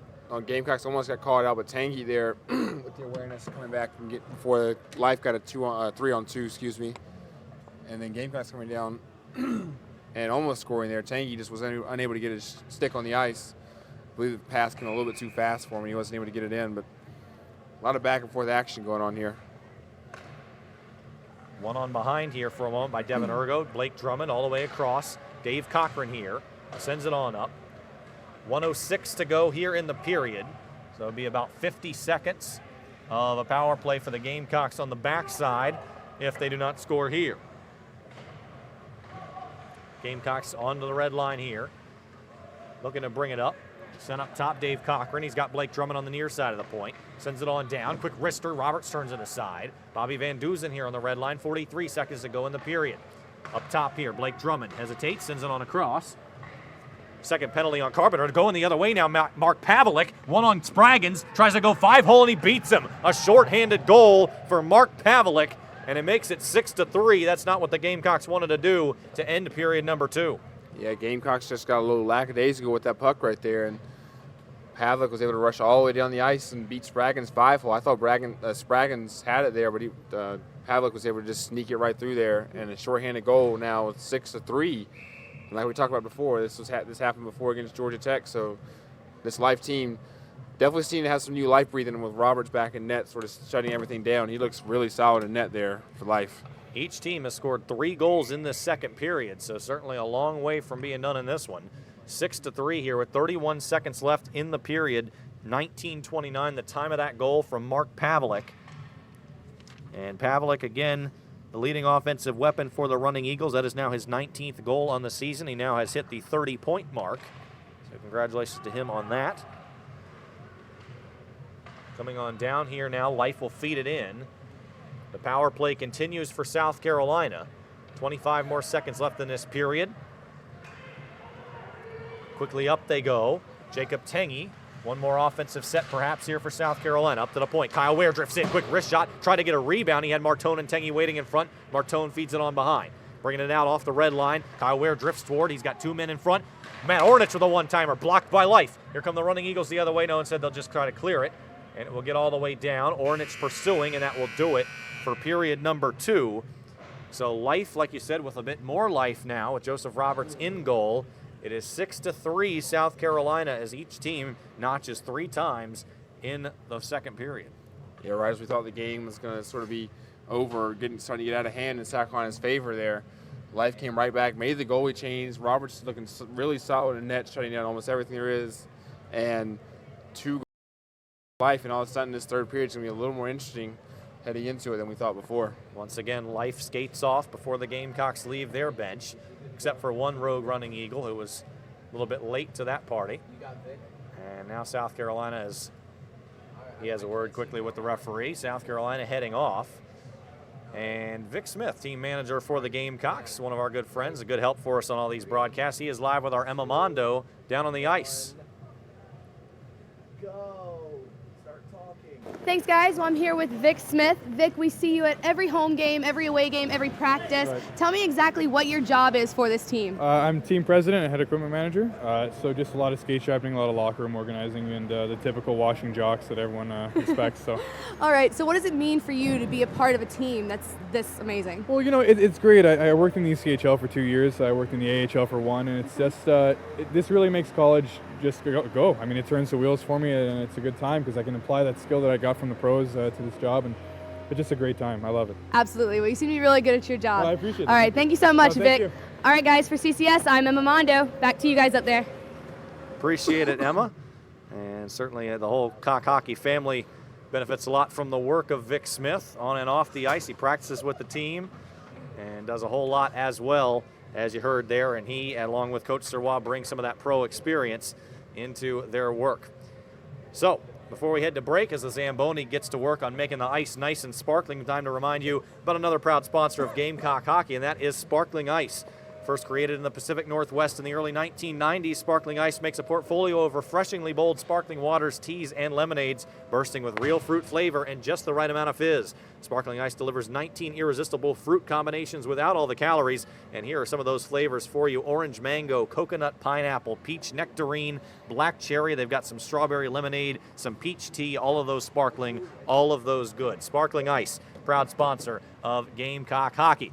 It is once again South Carolina 6, Life University 3. We will come back after this short break with your 107.5 The Game's second intermission report as we break down what has just transpired in the second period and what should be an interesting third period to come on a number of levels between the Running Eagles and the Gamecocks.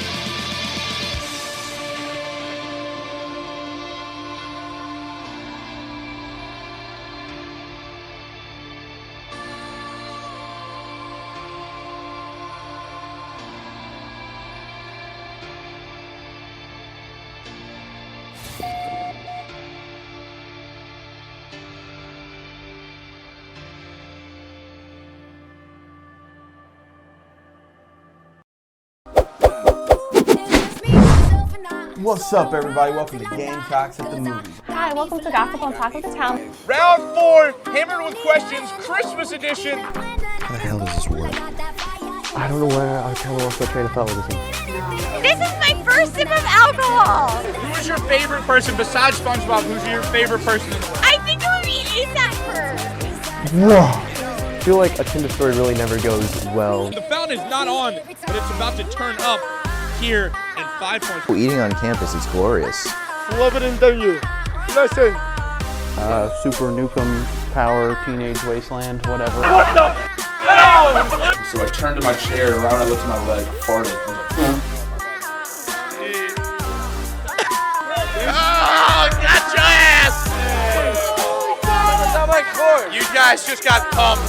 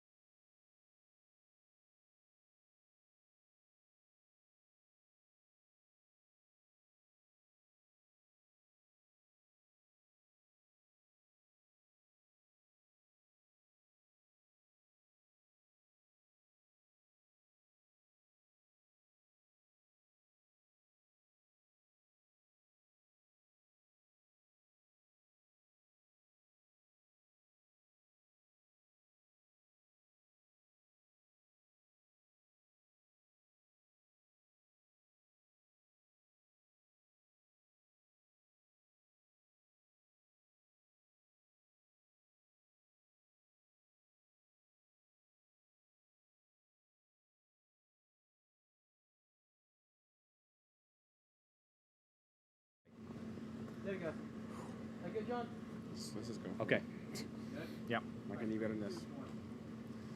Welcome inside the 107.5 The Game's second intermission report, everybody. Brett Williams and Robert McCachren here with you as your Gamecocks lead the Life University Running Eagles 6-3 with 20 minutes to go. It was a very interesting second period. Life with a quick goal about 3.5 minutes in, then 8 minutes later, South Carolina with 2 goals in about 10 seconds to really create a lot of separation. Actually, I take that back. South Carolina had scored about a minute after the first Life goal, so it took the momentum back, and then those two that came within 10 seconds of one another. It was 6-1 at that point, but then 2 goals in the last 3 minutes by Life, including one shorthanded goal, have really changed the complexion of this game. Yeah, I don't know if the goalie changed with Roberts. The team feels a little more confident, but that definitely seen after that change happened. he seems to be a little more solid in net, shutting down several opportunities for the Gamecocks. So that 2-1-0 he shut down as well. And it's the Life offense seems to sort of respond. We saw the shorthanded little play messed up there by the Gamecocks. I believe the Gamecocks actually took their foot off the pedal a little bit as well, which has allowed Life to get back into it. Because just like we saw before, Georgia Tech was up 6-0, and then Life came back and scored 4. So this team knows how to come back. So if you're the Gamecocks, you got to keep on going, keep playing with that same sense of urgency you were playing back in the first period. Yeah, Life's record may not suggest a great thing, but this team, again, was 27-1 last year. So had a bit of a drop-off, lost some players. This team the program is solid. They've been dealing with some short roster issues. Joseph Roberts, again, has been the main guy all season. So the Gamecocks, they're going to continue in this one. They really have to finish games like they've been finishing in this second half of the season. Yeah, I mean, just the short bench for Life is probably one of the biggest issues they're having. Just not even to throw as many players, so you're not as fresh as the other team, which is definitely hurting them. So it's going to be interesting to see how they respond here in this third period. We've seen those big checks coming on. South Carolina's not going to let up with those. So the fatigue is going to be a really big issue here for Life with them being short. But they have some solid players. I mean, they've scored 3 goals. Robert looks pretty good in net. So that's just some things and positive things for their Life to look forward to here in this third period. So we could have ourselves a game. It should be very interesting. The Gamecocks, number of players with 2 points tonight. Parker Sutton has a pair of goals, his first game back from a few out with injury. Don Bartnikowski a couple of points. Sean Davis a couple of points. So everybody's really contributing tonight. Matt Ornich with that goal that got the bench into it. So we'll see who steps up, really. I think that could be an interesting key to watch as well for South Carolina. Yeah, we've seen every game. Somebody just stepped up. We saw Ergo last game. We've got Ornich and other guys out here stepping up. Every week it seems like different guys are stepping up, and then they're consistently doing it, and then other guys are stepping up as well, which is great for the Gamecocks. They're peaking right here at the right time, coming up with the SEC tournament coming up, and just what you love is to just keep going and going and going, and then once one guy steps up, the same consistent level play, then another guy, and just keep doing a great job of the Gamecocks, just shuffling guys in there like it's nothing. Well, we are just getting ready for puck drop. We're going to head on over back to the ice as we get going here. Again, 6-3 South Carolina. We expect a little bit of intensity in the third period as there has been some sort of hidden tension, it appears, on the ice so far because the referees have been involved. They've been discussing different things with the Life players throughout. We've had times where Life, both periods, has skated off before South Carolina's even left its bench going into the intermissions. So a couple of interesting things there. And as you've been saying, Robert, throughout this game, given the short roster, given the physicality that South Carolina likes to play with, you feel like if the Gamecocks really get that style of their game going, it could create some issues for the Running Eagles. Definitely will, and I think one of the biggest things is the Gamecocks just have to keep playing with that sense of urgency they were playing with at the very beginning of the game and keep the power to the metal, if you want to say that, because they seem to have let up a little bit, and that's why Life got back into this game with two goals scored. So if Gamecocks just keep on playing their game like they did in the first period and just continue to play hard and tough hockey like they play their own style of game, then they should be fine. But if you sort of let the gas off and think you're good, then it could be an issue here and they can come back. 20 minutes to determine that. Will be 47 seconds of a Gamecocks power play on the back end of what started in the what started in the second period, and actually ended up resulting in a shorthanded goal by Mark Pavlik, who broke off one on Spraggins and beat Spraggins to make it 6-3 with 31 seconds left in the second period. But again, the Gamecocks on the man advantage for another 47 seconds as we open up period number 3. Tonight and tomorrow night, and then we will be in Nashville next week for the SEC HC tournament, and we will be breaking that down here in just a few minutes.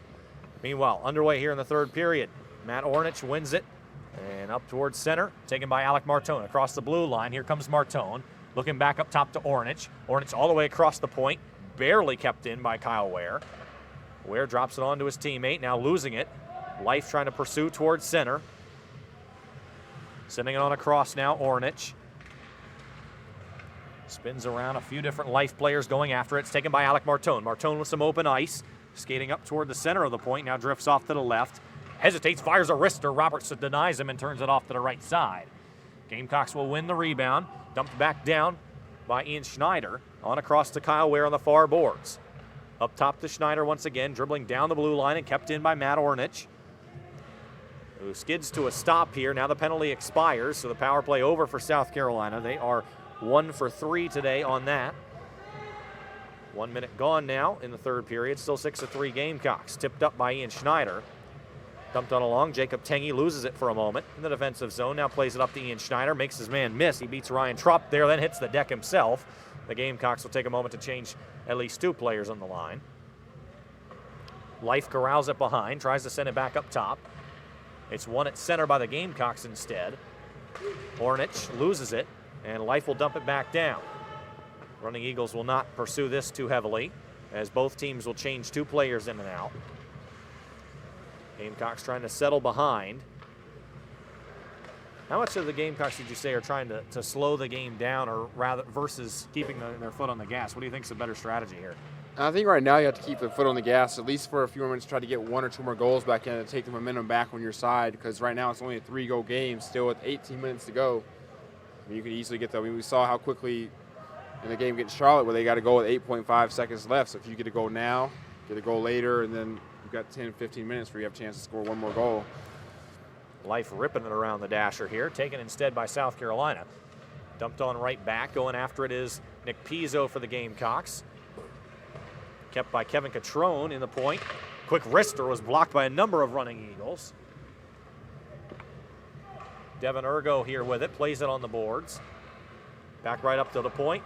Brian Soar, quick shot. It got deflected by a number of running Eagles. Now right back to Soar, who keeps it in. The Gamecocks have done a nice job really keeping the puck in their offensive zone for the first 2.5 minutes of this period. Very little opportunities for Life on the other side. They definitely have. They've been taking away those boards from most of the teams they've been playing recently. That's been the key to their success, is taking away the passing lanes, and high intensity pressure here by the Gamecocks is they're continuing to be able to keep the puck in the zone. This is wearing down the Life University team, you can tell. Nick Nard-Slicko on the left side of the point, quick shot. And Roberts turned it aside, or perhaps one of the defenders got to it before it got to Roberts. Up top, Brian Soar plays it on down.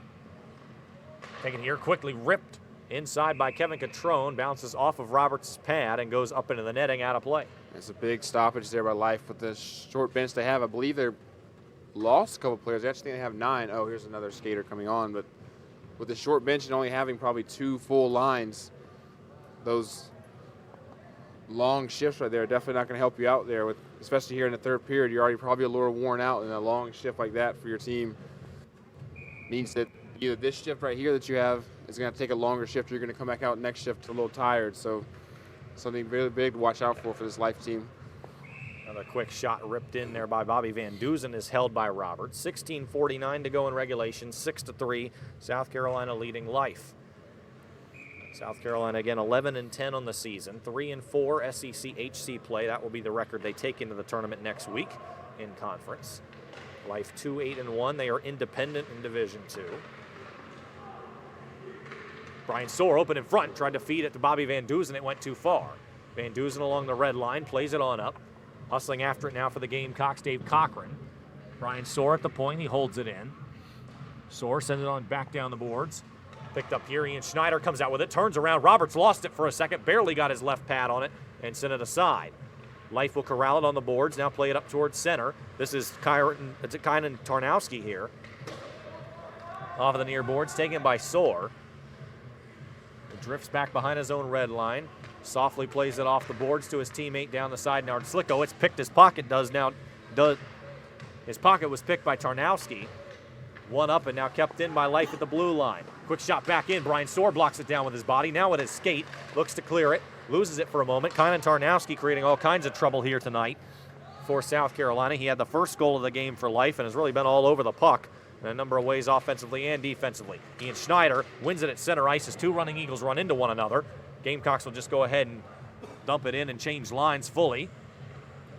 Life going to try to bring it out here across into the neutral zone. They will here now. It comes across the blue line, moving forward. Going after it, Aaron Beaver. Another running Eagle hits the deck once more. Bart Nikowski shifting around at the blue line. He comes up with a puck here and moves forward. Ryan Trop drives him into the boards. And Trop tries to control it, still loose there. Down on the near boards, and it's eventually grabbed by Blake Drummond for a moment. Now taken by Life, 2-on-1. Here come the running Eagles the other way. Quick shot, and Spraggins turns it aside to the right. Just got a piece of that one. And now brought out towards center. Don Bartnikowski trying to counter. He's got a 2-on-2 with Aaron Beaver. Bartnikowski down the near side, drops to the red line, looks in front, tries to wrap. He couldn't get it to his man, Parker Sutton, who was waiting in front. He has a hat trick on the line. If he can get that third one home. Quick shot from Dave Cochran. Loose in front. Sutton couldn't quite get to that one either. And Life will corral and send it up the dasher. Picked up by South Carolina at center. Dumped back in for a moment. Puck is still loose. Who gets after it? Sutton? No. It'll end up being in Life's stick. 14:37 to go in regulation time. South Carolina leading by 3 goals. Stolen in the neutral zone here by the running Eagles. Drifting forward, Mitch Carpenter. Carpenter, a quick, lazy shot. Lazy kind of, that was not so much lazy in the sense of execution, but just kind of a slow roller toward the net there, and Spraggins will hold it with 14:22 to go. Yeah, I believe Life was just trying to get any kind of time in their own offensive zone because they've been defending for most of this period here. So I think it was just a smart play to get a line change here and maybe get an opportunity off this face-off here to get some kind of offensive pressure. So far, Gamecocks have all the puck possession. Won by Kyle Ware on the far side. He plays it up towards center. Alec Martone. Nice job by Alec Martone. Poke checking that puck away. Couldn't get a 2-on-1 as it ended up just getting too far ahead of him and past the red line. And Life will try to bring it out here. Gamecocks getting a couple of sticks on it at center. Jacob Tingy loses it. Now taken by Life. Here comes the other way. This is Jarrett Cicerello. Quick shot towards center as Chase Quinlan was there. Couldn't get his stick on it just in time. And it's taken away by Matt Ornich. Stolen right back by Quinlan. Quinlan sends it on towards center. Lost him behind. Mark Pavlik looking for it. He has it. Pavlik trying to weave his way around Ornich. Instead passes it past him to Cicerello. Quick shot in. It's kicked aside by Jacob Tingy. Cicerello again. Still loose and eventually taken here by Matt Ornich. He plays it on ahead. Alec Martone's onside. Martone and Tingy. Martone stops on a dime. Drifts in forward. Quick shot. No. Roberts kicks it in front. Roberts a phenomenal save. Still loose now, and then Roberts will cover it as he moves to his right. And another 2-on-1 opportunity stuffed by Joseph Roberts. Yeah, Joseph Roberts looking really solid net. But right there, it's a couple of times now, Life is putting all 5 of their players sort of right there in the middle of the slot. And the Gamecocks have recognized it and they've been able to break out. It's the second or third time I've seen it now. So Life is definitely going to have to be a little understanding. You're down 3 goals, so you got to take some risks. But sometimes you can't put your entire team in a little area. At center ice, Nick Pizzo loses it for a moment. Life will then dump in. Kept here for a moment, tipped on along down the boards. Nick Pizzo now hustling forward here with it. Quick shot. It just goes wide. On along they go. Kept up at center now here is Mitch Carpenter.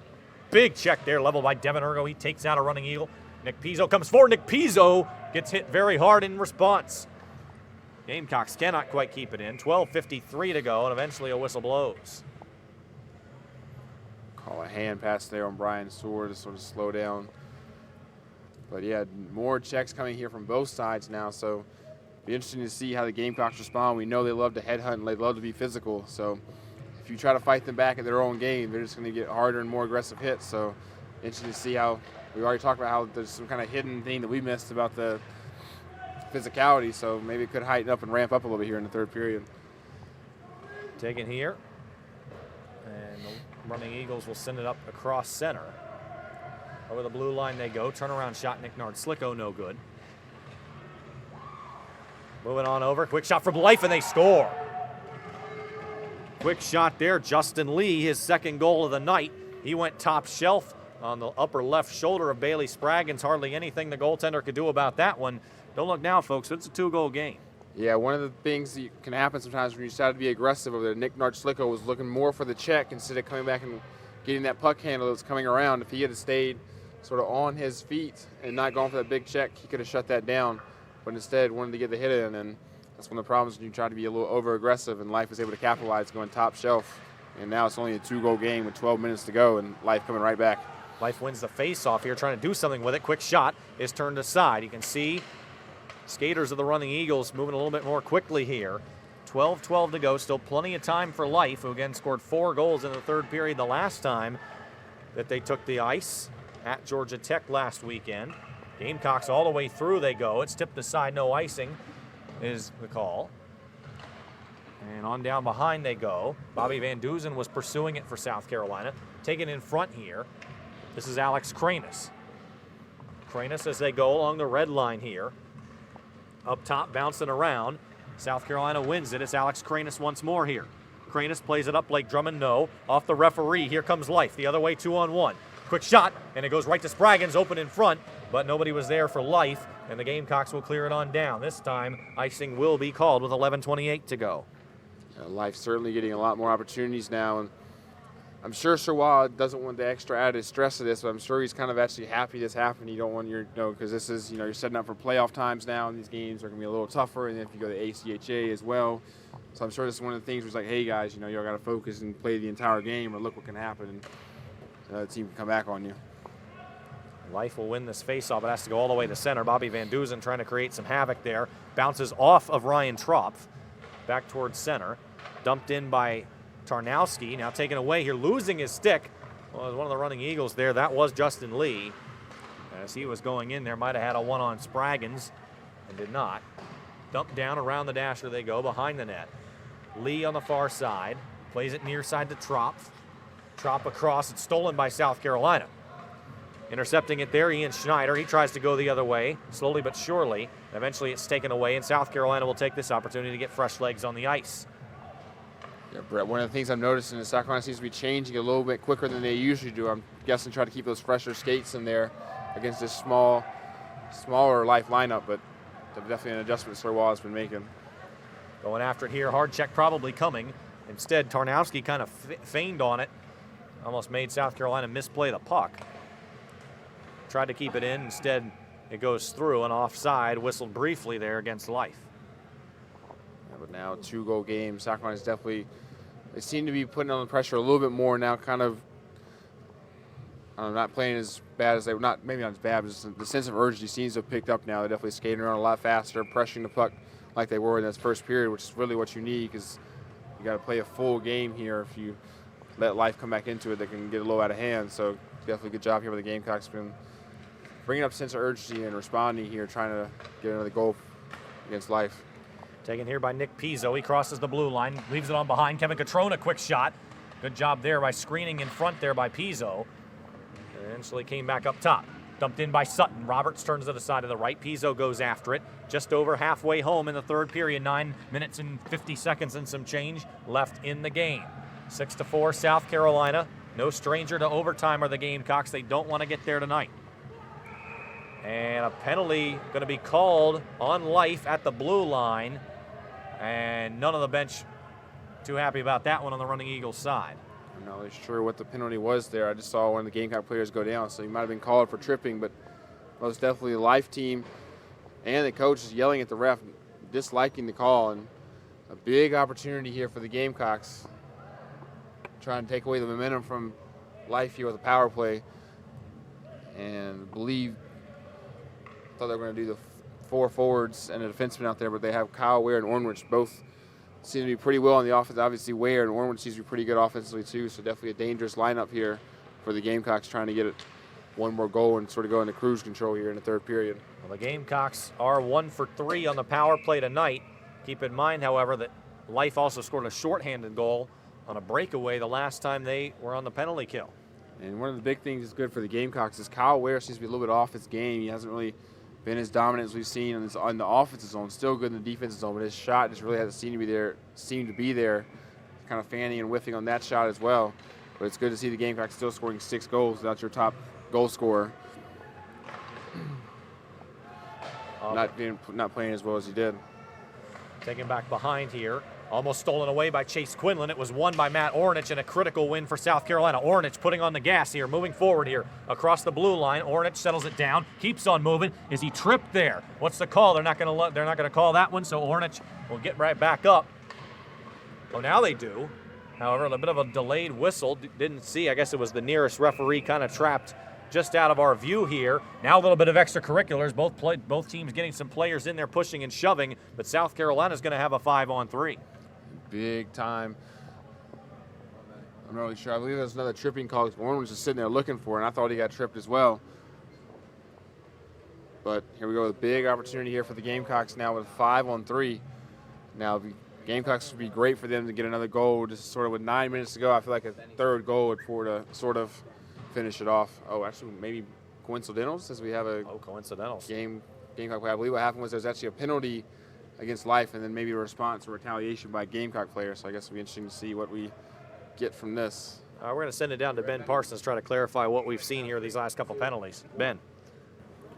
Thanks, guys. I mean, the first penalty was a slash on number 17 for the running Eagles, and so that's and that was a 2-minute minor. And then just right now there was a trip, so that results in a 5-on-3 because after that there was the fight. So with the fight they have them both in box, I think, for 5 minutes, and it's incidental, so it doesn't. So the Gamecocks will have a 5-on-3 for the next minute 24, and then after that a 5-on-4 for 36 seconds. Back up to you guys. Thank you, Ben. So, trying to see here, from our vantage point, it appears there are 2 running Eagles in the box for life and 1 Gamecock. And so it seems that those 2 5-minute game misconduct, or 5-minute, I should just say 5-minute majors for fighting, I should say, will offset. Seems like there's still some conversation here going with the captains, trying to figure out what's going on here. But as far as I can tell, you've got coincidental majors, so both of those kind of erase one another. Still a minute 24 of the Gamecocks power play, and I don't see another running Eagle. So as far as I'm understanding it, I think it's still going to be 5-on-4, or potentially 4-on-3. I'm thinking maybe what happened was that the guy that actually committed the tripping penalty also got a 5-minute major as well. Yeah, it appears to be the referees are going back and having another conversation, as Ben is telling us. So as far as I would imagine, if they go kind of NHL style, they'd have a 4-on-3, or at worst case a 5-on-4, just kind of the way it was, if there's in fact coincidental. Well, we know in fact they were coincidental, but I would imagine, unless there's something else happening, that's where we're going to see a 5-on-4 or a 4-on-3. I'm guessing it all depends if they called the tripping penalty as well. Then maybe what's going on is the guy that committed the tripping penalty for life is also in there for the major as well. So maybe we're still going to get a 5-on-3 since they already called the penalty before. I'm not now really that's sure. an interesting point. That is an interesting point. So we'll see what happens here. There's still some conversations going on now with the referees meeting with head coach Sean Daze of Life. Now Chase Quinlan, as far as we can tell, has stayed out of the box thus far tonight. Again, he leads Life tremendously with 26 penalty minutes on the season. Next most was 8, Conan Tarnowski coming in tonight. Mitch Carpenter, who's had 2 penalties tonight.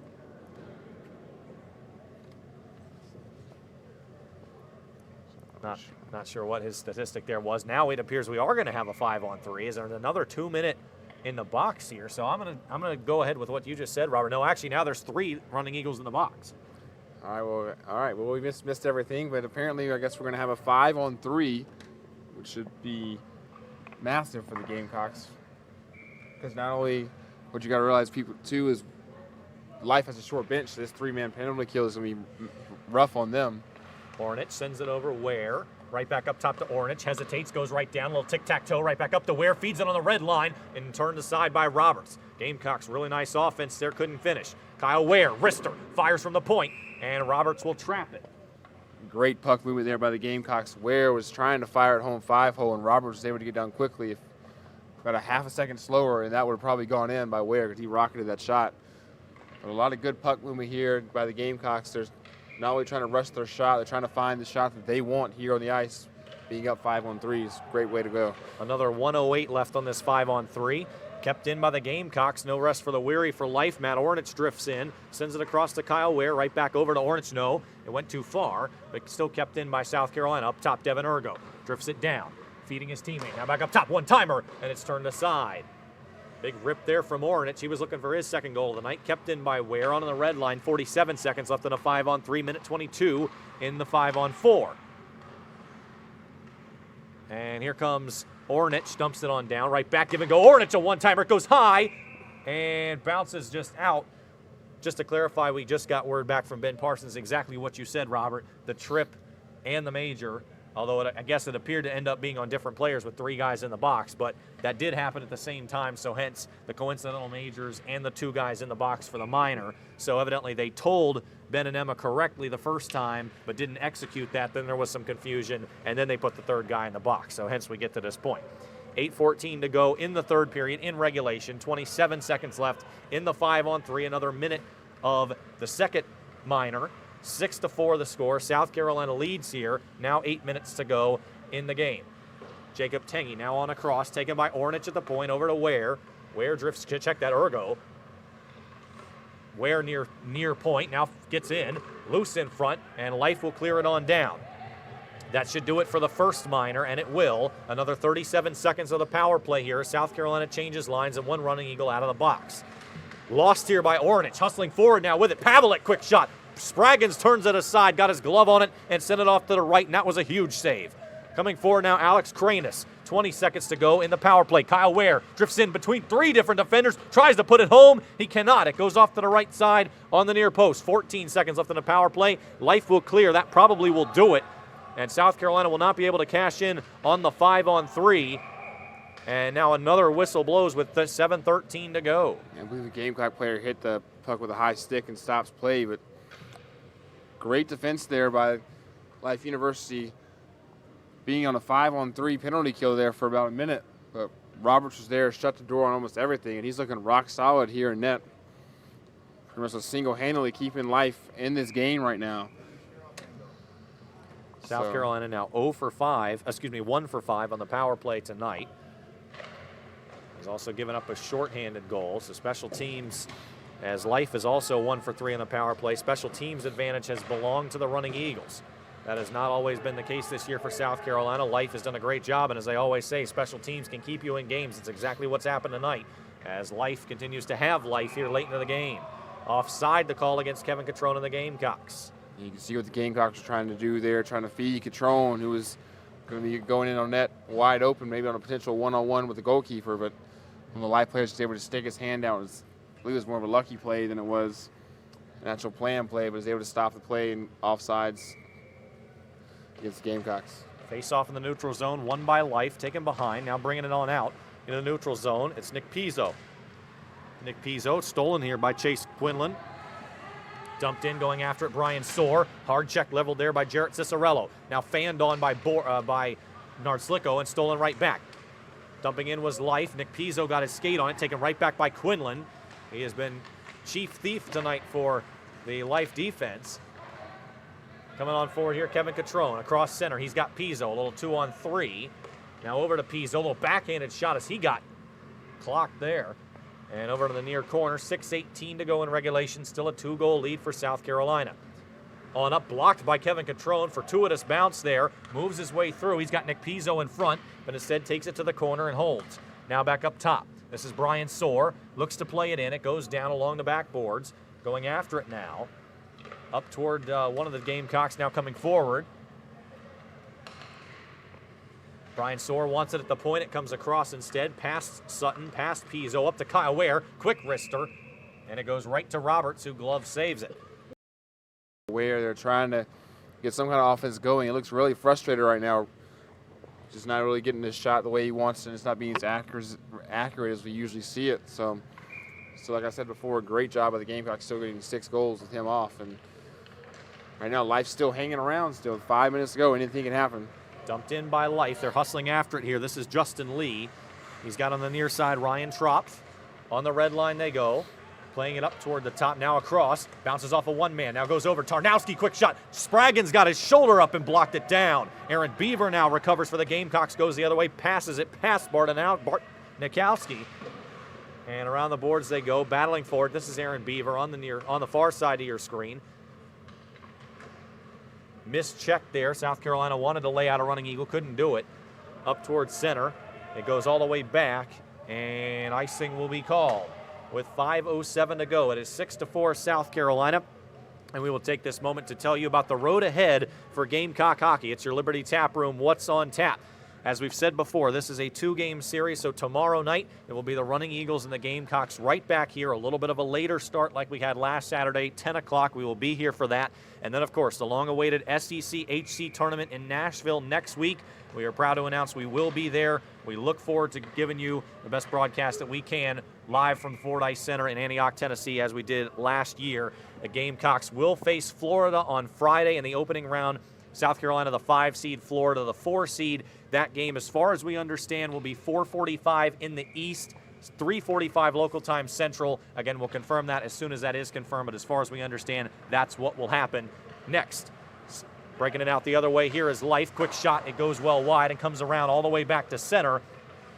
And then we'll see what happens in the tournament from there, with at least a game on Saturday, no matter what happens on Friday. At your Liberty Tap Room, What's on Tap? A great place to catch dinner before the Friday or Saturday night games, brunch on Sunday, and really any other time is always a great time to visit Liberty Tap Room in the Vista or on Lake Murray. Liberty Tap Room, proud sponsor of Gamecock hockey.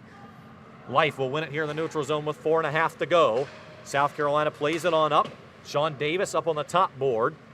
And then plays it on down. Jacob Tengy going on down behind the net. And they try to bring it out. Here does Life. Little turnaround shot. Cochran almost bounced in. Running Eagles eventually corralled it right in front of the crease as we approach 4 minutes to go. South Carolina still nursing a 2-goal lead, trying to protect here. This was 6-1. 3 unanswered goals from Life right now. 2 late in the second period, 1 in the third. Brian Soar plays it on down. Not unlike last week when Life was down 6-0 and made it 6-4. Just a 1-goal difference from there. Kyle Ware at the point, drifting in. Tries to send it up. It goes well behind. Picked up, he wants it in front. They feed it to him. Quick shot from Ware. And Roberts, I think, got a piece of that and sent it out. I actually believe it was one of the Life defenders' sticks that got on the ice, was able to block it. That's why I went up so high. But Kyle Ware still frustrated, wanting to get a goal on the board. Life seems to be sort of up to the task here, shutting him down. He's also, to be fair, though, hasn't been on his best game right now. But Gamecock, like you said, still with that 2-goal lead now with 3:34. Time is definitely starting to become an enemy of Life. 3.5 minutes to play here. Up towards center, Brian Soar. On down, taken in front by the Life defenders. Now sent on to center. Lost here momentarily. Coming on up here, Bobby Van Duzen. As they go back and forth at center now. Stolen away here by the running Eagles. They are onside all the way across. Tarnowski, the puck didn't quite get through to him. Bouncing biscuit in the air. It goes well wide to the far corner. Life had every opportunity to try to get that one home. Just couldn't. And now taken on the near side by Van Duzen. 3 minutes to go here. South Carolina 6, Life 4. The Gamecocks bouncing along the boards. Taken up here by South Carolina once more. Gamecocks will try to slowly bring it out. They play it on down. It's stolen right in the neutral zone by the running Eagles. Spinning around, this is Alex Kranis once more. He crosses the blue line. He's got Bobby Van Duzen on the right. Kranis drifts his way in. Quick shot. Roberts turns it aside. Got his knees on it and popped out. South Carolina will try to keep him in the cage as long as they can by staying in the offensive zone. Life will have something to change about that. Moving quickly. Kynan Tarnowski moving forward here. We'll keep an eye on the cage. Last week, South Carolina gave up an empty net goal. It tied the game. They would eventually beat Charlotte in overtime. Through pass is good. Coming the other way. Quickly hustling in for the Gamecocks. Quick turnaround. Backhanded shot. It's loose in front. And they score! Are they going to count it? Yes, they will. And South Carolina gets the cushion they need. It is now 7-4 with 2:12 to go. And that might just about do it here tonight. Yeah, Life goaltender Roberts wasn't too happy. He thought it was interfered with, but great job there by the Gamecocks getting on the board, sort of putting this game to rest now. 3-goal deficit with only 2:12 left to go. It's going to be hard for Life to come back, but great job once again by the Gamecocks. Good team goal again. Just can't say that enough. It continues to happen. And once again, 7-4 in favor of the Gamecocks. The Gamecocks will keep things moving here with just over 2 minutes to go. Hitting the deck, one of the Gamecocks. Continuing to fight for it here in the near corner. 1:55 remaining. South Carolina 7, Life 4. It looks to be another win here on a very hot streak late in the season for South Carolina. On the red line, they continue to fight for it. It's loose underneath, and eventually a whistle's going to blow here. One of the Gamecocks appears to be shaken up. Now he'll get to the ice. Get to his feet, I should say. Goal credited to Bobby Van Duzen. One of his first. On the assist from Ian Schneider, another 2-point scorer tonight. You gotta love several of the Gamecocks get on the scoreboard here. Van Duzen also getting a goal. So a lot of firsts here happening in this game, which is really great for these Gamecocks. Getting your first goals can definitely get the confidence up of the team, but also the player himself getting these goals. So Gamecocks will be riding into a high here coming into tomorrow in the SEC playoffs. Aaron Beaver now, a quick shot from Life is turned aside. Parker Sutton breaking out. Comes up to Dom Bartnikowski. Bartnikowski makes one man miss, goes on behind. Taken here and played it on around. Up towards center, Kyle Ware. On behind the net they go. Continuing to fight with 1:05 to go. Up in front, quick shot, Bartnikowski. It's turned aside to the left pad of Joseph Roberts. Now up top, Matt Ornich. Gamecocks do not appear to be satisfied right now. Trying to leave the running Eagles evidently with a little something to think about going into tomorrow. Judge the merits of that if you will. 46 seconds to go here now. Ornich plays it up towards center. This is Parker Sutton. Drifting along. He's taken to the deck. Moving over here, Life behind. Sends it on up. It's stolen here. Parker Sutton from the point. Quick shot, and it got blocked by a sliding running Eagle. 25 seconds to go. And moving forward here. Hustling after it, a couple of players. Into the far corner they go. Quick turnaround shot up toward Roberts, and he turned it off to the right side. 13 and 12 seconds to go. Ornich at center. He will drift back and try to take the final seconds off the clock here. Sends it up to Kyle Ware. Ware makes one man miss. Drifts in. Quick shot from Ware, and Roberts will hold. Ware not leaving it up, is he? And definitely not. It was a big check on him that sort of pushed him into the team bench of life, and there was a lot of chitter-chatter there going back and forth between Ware and the bench. So I think he was just trying to add an exclamation point to this game and send a message for tomorrow. Face-off won by Life, and that will do it. So the South Carolina Gamecocks, 6 wins in a row, have won 8 of their last 9, and only one more game tomorrow night against these same running Eagles before they head off to Nashville. If they get that one, I guarantee you there's not a team in Nashville that wants to play the South Carolina Gamecocks. And definitely not. I mean, 7 and 8, actually now 8 of the last 9. They win tomorrow, 9 of 10. I would not want to face them. Almost reminds you of, sort of like the Falcons in the Super Bowl. I was just like on a roll, and when you got a team playing like that, it's just you don't want to play them. And every team, I'm sure even the top seeds, if Gamecocks can get past the first thing, everybody has Gamecocks circle like this is the team to watch out for. And they're looking really good so far. Ware really was off his game, but the Gamecocks still able to score 7 goals. So that's what you really want to see is when your star players aren't playing as well. And, star players aren't scoring, and you still go out there and score 7 goals. And like you said before, Gamecocks have scored 4+ goals and all those wins. So this Gamecocks offense just continues to keep on chugging along. They've been doing exactly what they've wanted to do here over the last couple of games, and they continue to move forward here. And we're going to wait and see what's going on the sideline. As a couple of different players we could choose from, a player of the game, but we're going with Parker Sutton, who has 2 goals tonight out of 7 goals. All everybody else a single goal scorer. Sutton with 2. He's with Ben Parsons. Take it away, Ben. Great job, Parker. Thank you. How'd you like that game? It was a good game. We came out strong, kind of fell apart at the beginning of the third. I think that we rallied well. What was it like to get on the score sheet a couple times tonight? It was nice. First game back in a while, coming off the injured reserve. Yeah. It was nice to get out there and score a few, help out the team. What was it like to see everybody contribute instead of just 1 or 2 people like normally? Yeah, everybody did great today. We had a lot of guys score who usually don't. Everybody was playing hard, crashing the net, so good game, good team win. Awesome, and what are you guys going to do differently or the same tomorrow? I think we want to come out strong again, get on the board first.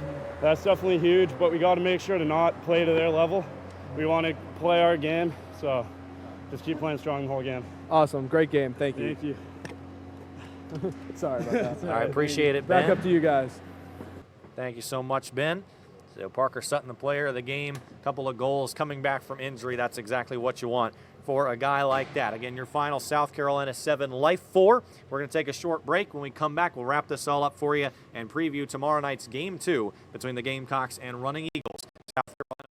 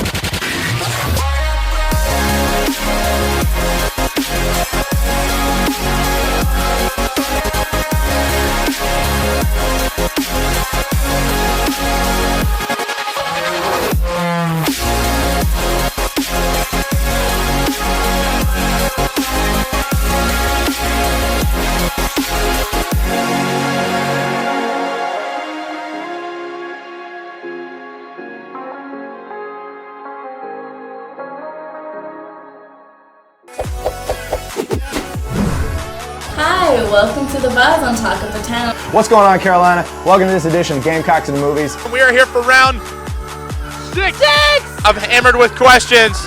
I do not think a man who tweets like a 12-year-old should be president. What is up, my Twitter? You could date Ronaldo or this guy. Who's it gonna be? This guy. Yeah! Oh my God. We're gonna go through the Hall of Horrors. I'm terrified. The Justin Bieber Christmas album is the best Christmas album ever. We ain't never getting older. So who picked out your outfit, your mom or your dad? Super Nukem Power, Teenage Wasteland, whatever. Oh, got your ass! God forbid you're alone on Valentine's Day. Like, I just want my chocolate and a bottle of wine. I end up watching Hallmark and Lifetime movies with my dad.